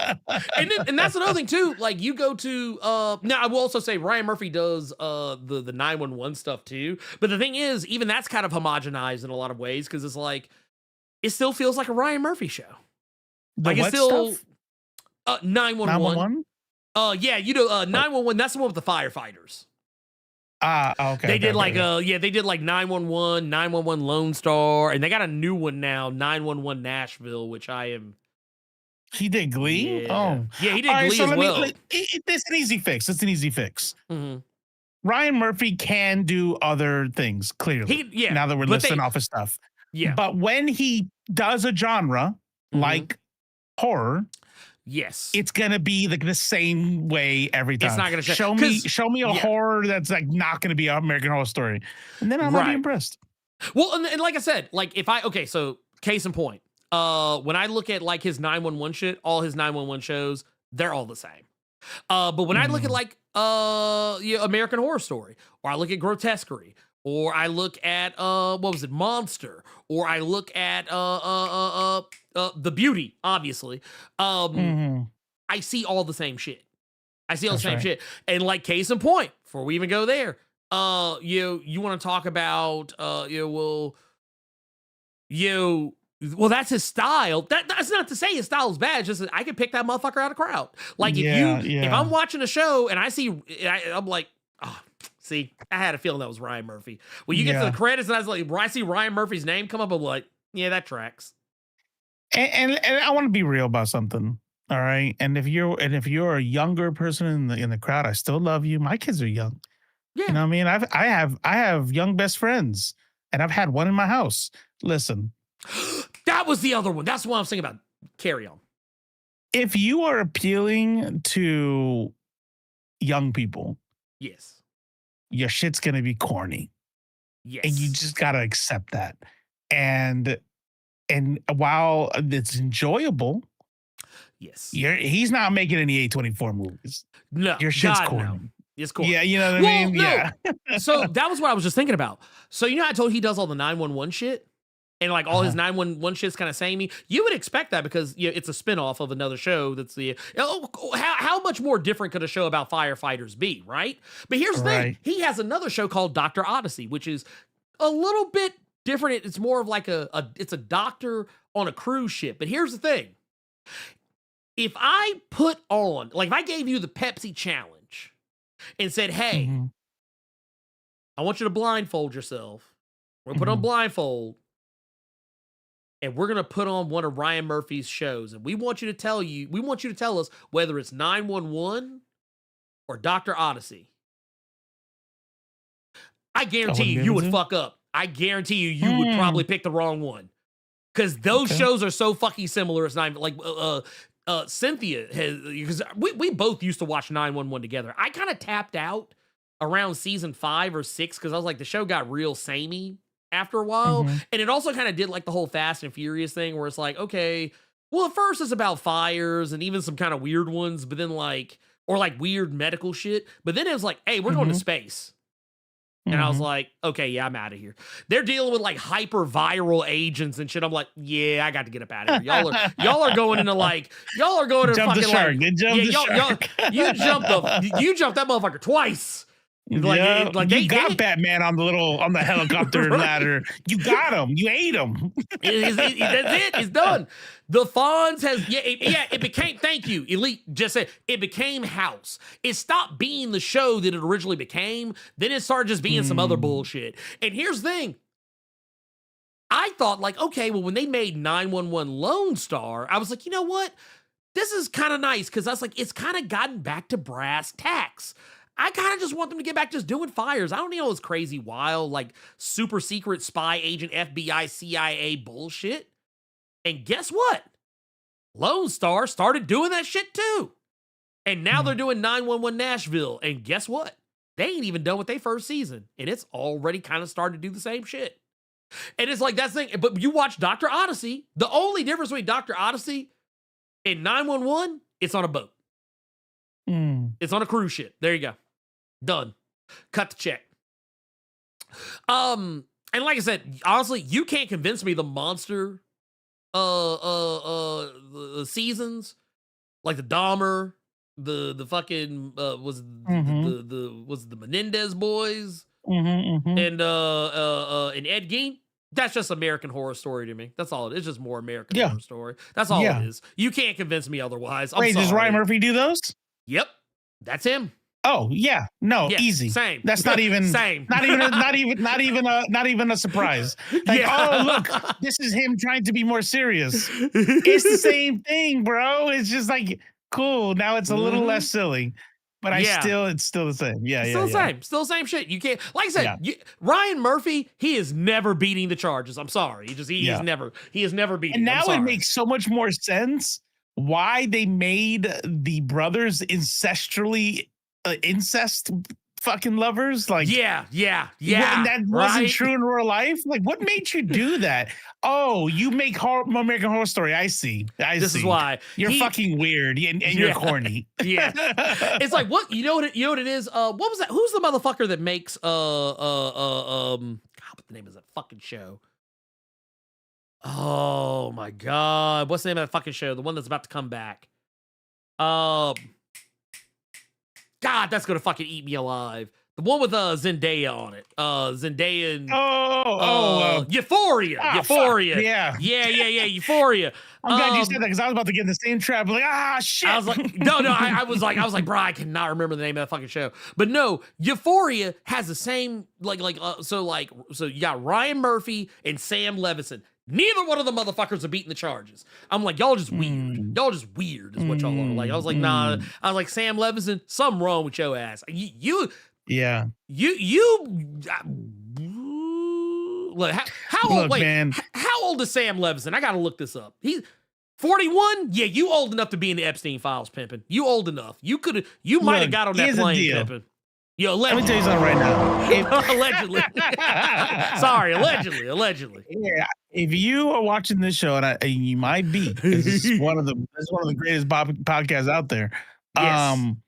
And you are a showrunner. I need you to understand something. Producer, director, whatever the fuck. Yes.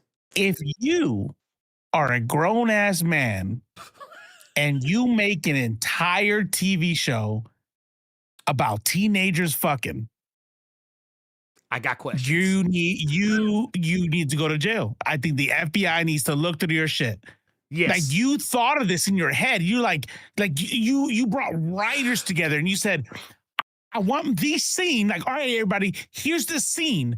There's these two teenagers fucking, right? And then these other teenagers are going to come in and it's going to be real. Everybody good?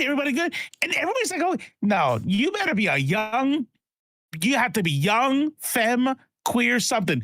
If you are a straight dude, and especially if you're a 50, 60-year-old straight dude and you're making a movie about teenagers fucking, You're weird. Oh yeah, you're fucking on weird. you're on the list. You're on the list. I promise you. And here's the thing. I'm gonna keep it a buck with you about this too, because I just recently watched the Charlie Sheen documentary, and there's a part where they're going through like his time with Denise Richards, and they're like talking about 2.5 Men, and they talked about a scene where like because they had brought her onto the show, Denise Richards. And I remember because I think I was still watching 2.5 Men roughly around that time frame. And I remember there was something that came up where he was talking about a fantasy that he had, like not actually, but it was like his character was talking with Denise Richards' character, talking about a fantasy that his character has, talking about Catholic schoolgirl, and I was like, that character is immediately like I mean, there was plenty of other reasons for his character to be sus, but I was like, if that motherfucker wasn't sus before, I was like, motherfucker is sus now, because that was like one of those things. Like, Go ahead. Sorry. No. I want to know. I'm curious. What was the movie with on the poster is famous because it has old girl lying in roses. She's like a bunch of roses. Seal, you'd have just said it. American Beauty. Like American as you Beauty. were talking about, like literally as you were talking about it. Look, check this out. Who wrote American Beauty? Yeah, let's see who's beating the charges. Look, I'm just gonna send you a screenshot. I'm gonna send you a goddamn screenshot. I got it right here. I got. Yeah. Show him Sam Mendes. Yeah, Sam Mendes. Put Sam Mendes' face on the screen. I want to air this motherfucker out. I meant his picture. I mean, like his picture. I'll put it on air is what I meant. This motherfucker made a whole ass thing. and made it sensual and made it sexy and it was like he was just the urges were tugging at him and it was wrong, but it was a forbidden lust. Like, bro, sus. You need to Epstein yourself. I'm telling you, you cannot be trusted. No, you're just getting away with it. Honestly, I think there should be. Alan Ball too. Alan Ball. But think about it. The directing is even worse. Yeah, because you can have a director to be like, hey, they play off a bit and like, nah, you're being kind of weird. This shit. Yeah. This is about a middle-aged dude and a weird kid coming on to him. You don't have the director made it worse, probably. You know. Yeah. Well, I actually forgot Sam Mendes did Road to Perdition. That actually is a really good movie, but still, that motherfucker ain't never beaten the charges. He is never beating the fucking charges as far as I'm concerned, because both him, Sam Levinson, and Ryan Murphy, they are all they are 3 peas in the same goddamn pod, because I have questions. I have questions every time, like because like I kind of came late to the Euphoria train, because like I was like, because people kept talking about it. I was like, all right, I'll give it a look, see what the fuck we're talking about. And I'm not gonna lie, I felt uncomfortable the entire time I was watching that shit. Uncomfortable, dude. Like not. Me and my wife watched a ton of movies together. Yeah, I said, hey, you got like, this one. I'm gonna get the fuck out of here because this is fucking weird. He's like, time out. Know what makes it more weird? And people were like, oh, they're not actually kids. That makes it more weird. Because you are showing actual baddies with like badass bodies and perfect this, but you're telling me in the story that they're 16, 17 years old. Like, what the fuck are you doing? Why the fuck is this a goddamn... I'm not watching this shit. No. And you're using adult bodies for it. No, fuck no. That shit's weird. No. I'm gonna hit you with another one, because I actually started hearing teenagers talking about this. Like back when Euphoria first came out, it was kind of one of the reasons I didn't fuck with the show initially, because I kept hearing teenage, like, cause some of my stepsons, him and his friends, I would overhear them talking about like, oh man, we're at this party, it was like Euphoria, and I was like that. I had never seen the show at that point, but I knew about what it was and heard about what it was, and I was like, bro, like I think the only character on that show that I think wasn't actually like sexualized in any like Zendaya. It was Zendaya. Zendaya was like the only one. But the thing is, Zendaya had a whole other host of problems. Like, and that was honestly, I'm gonna keep it a band with you. And the best character of the show. Yeah, no. which is crazy because because from a moral standpoint, she is objectively one of the worst characters on the show. Right. But she is the best, but the most interesting to watch. Yeah, she is the best handled character on the show, and it's crazy to me because it's like, man, y'all made the crackhead. That's accurate, Mike Manhattan. That's accurate. Yeah, like you've. That is Euphoria actually true. Kids for Gen Z. Yeah, that's accurate. Which to be fair, I remember being in high school when Kids was out. And when we would go to parties, like, oh man, dude, this party's like on Kids, and that was always my canary in the coal mine. Butterscotch, yeah, right. look, that was always my canary in the coal mine. That it's time to leave. I was like, it's time to get it. I gotta go. Yeah, I gotta get out. Go. Like y'all start making jokes and like, hey, I'm gonna have to know that you all are now laughing that this girl's getting raped. Yeah, I don't think this like, and if you tell me the party is like we're on Kids, I'm like, yeah, I gotta go. Because that means somebody is about to get sexually assaulted, and I can't be party to that. No. But no, what they did with Cat, what was it, Cat on the show?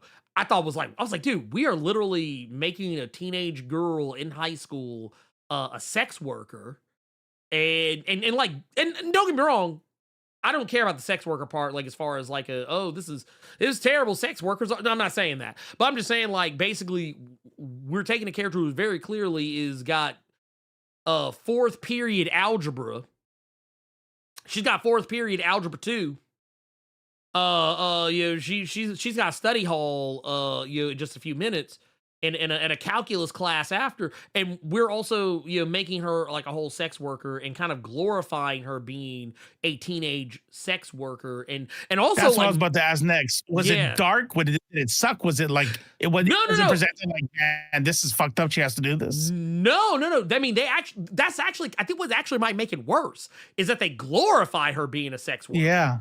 As a teenager in high school, and also they glorify how hypersexual because at first she starts off, she's real prudish, but then she like kind of goes on this sexual discovery, becomes like a whole like nymphomaniac damn near. And but the thing is, like if these motherfuckers were in college, I wouldn't give a shit. But it's like she's in high school, and they're not like, and to my understanding, they're not seniors in high school.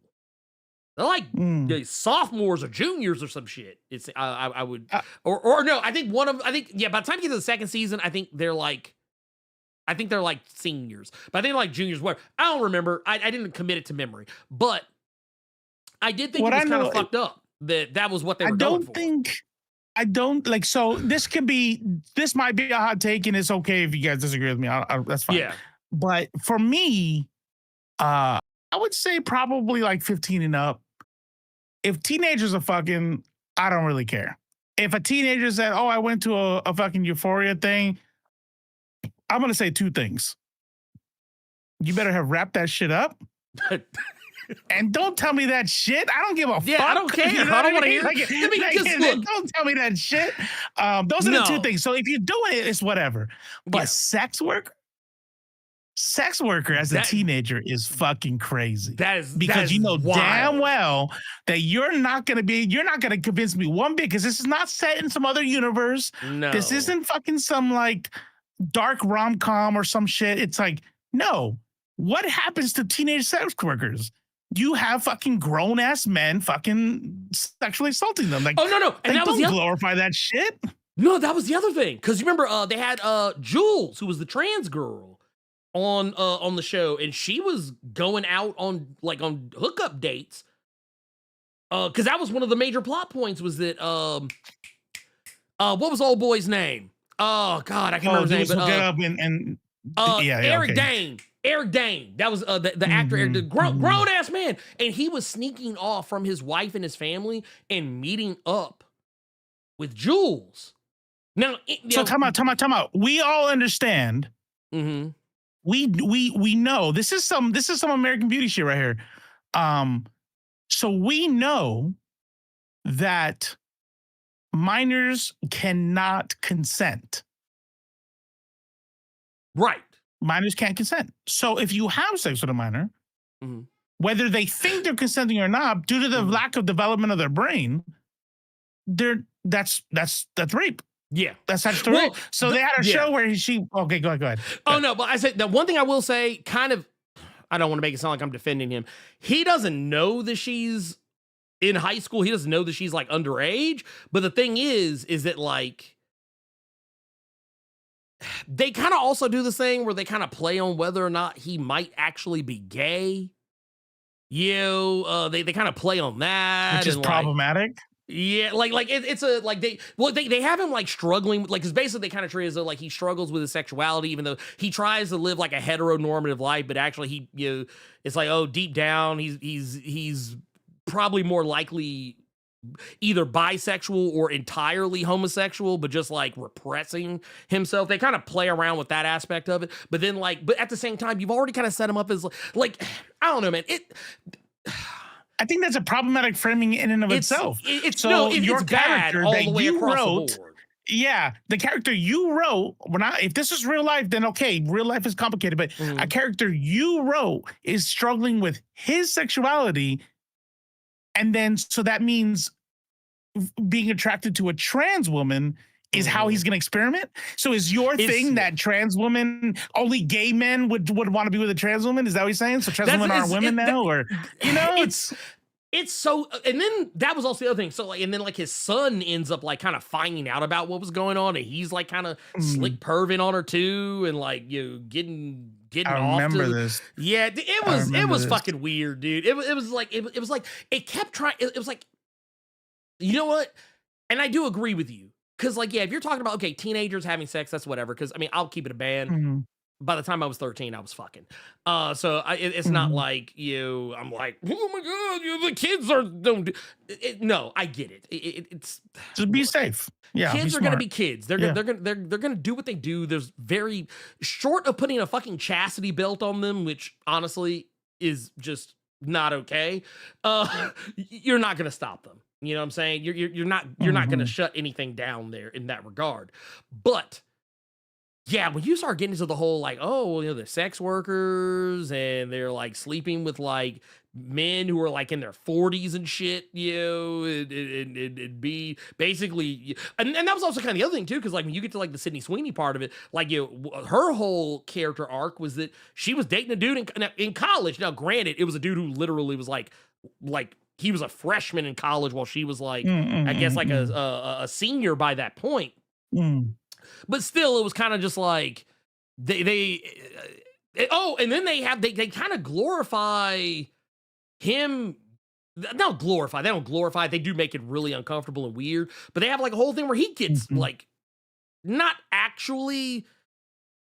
I don't like saying it this way because it kind of diminishes what happens, but I'll just put it like this. He gets sexually assaulted, but not penetrated sexually assaulted, if that makes any sense.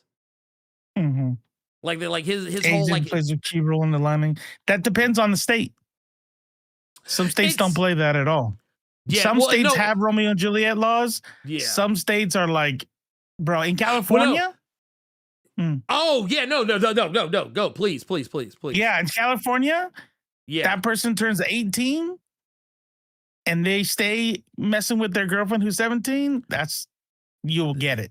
It's a wrap. Not every state has Romeo and Juliet laws and have gaps and stuff. No, some do. Not everyone. Yeah. This show, they do make it a big deal because that is actually one of the things that comes up is people finding out about that relationship, that because it was videotaped. So then you get into CP possession. Oh yeah, and things of that nature. Yeah, and you're also talking about somebody, because if I remember correctly, I think dude was either a city councilman or a mayor or some shit like that. So you also get into that aspect of it, this guy's on the down low, from his family, blah blah blah blah blah, yada yada yada. And then you also get into the whole thing of his son was getting into watching his dad bang other women and dudes since he was a little boy. I was like, dude, this show is. I was like, man, dude, this is too much. I was like, you're just trying to be you're just trying to be sensational. Yeah. You're just trying to be sensational. You're trying to and that's my problem. I was watching the sequel to 300, And I was like, yeah, see, this is what I'm talking about. There's a scene in 300 where like some fucking people, the Persians attack, and it's all slow-mo dumb shit again, right? And there's a scene where it's all like screaming, right? Slow-mo, and the horses running through, and they cut to a woman being dragged away by two dudes. Clearly nothing good's gonna happen where they're going. And she's like super hot with fucking perfect titties and stuff, and like they're all just swaying, and I'm like, Are you trying to make it hot that she's being dragged away to be raped? Like, is that what you're doing right now? Yeah, it's like I don't. You know, like if this was like a World Star, and the girl happened to be hot with perfect boobs, but she was getting beat up or something, like, well, that's real life. You cast the actor. You said, do this, pull her titties out. Yeah, this was not real life. You made it that way. And I'm like, you're fucking weird. You're weird. I mean, it was weird, and I do hate it. And once again, shout out. I feel bad for Eric Dang. I don't. Like I said, you gotta take a job. You gotta work. But I know he's actually having some shit with ALS right now. What's that? ALS. Oh, like the disease. ALS. Oh, Legionnaire thing? Yeah, Lou Gehrig's, or I think they used to call it like Lou Gehrig. Oh, shit. I didn't know that. Yeah. No, that's because he recently had to cancel out of an appearance at an ALS event because of it, because ALS has been like ALS has been beating his ass, and I hate it because that sucks. Because like he's like wheelchair bound now by this point. Because it is crazy too, because when you think about Eric Dane used to be like like I don't want to say like the man's man, but I was like, he used to be like a sex symbol. Like he was like that guy like on Grey's Anatomy. Everybody's like, oh yeah, dude. Well, because you had McDreamy and you had McSteamy, or whatever. I only know this because my wife watched that show like fucking 20 times. McSteamy, I've heard that. Yeah. I fucking hate Grey's Anatomy. I swear to fucking God. So speaking of sex symbol, we're at over 3 hours and I got a shit. Hey, that's cool. That's cool. So you know what? Do we want to wrap this? Yeah, let's go ahead. You know what I say? I say this is where I pull the Jim Ross and we wave the pin. We wave the pin. It's time to bring it home, boys. Bring it home. That said, yeah, I got nothing else. Just go watch the new videos. Go check them out. We'll do more. We'll do like questions and stuff next week. We'll have some more stuff. We'll give you a little bit more next week. Provided neither one of us is in that position to have to hit the loo. That said, for Robo of Left Face TV, I am the Blerd Without Fear. And as always, forever and always, in perpetuity, from now until the heat death of the entire fucking universe, We coming for you, nigga!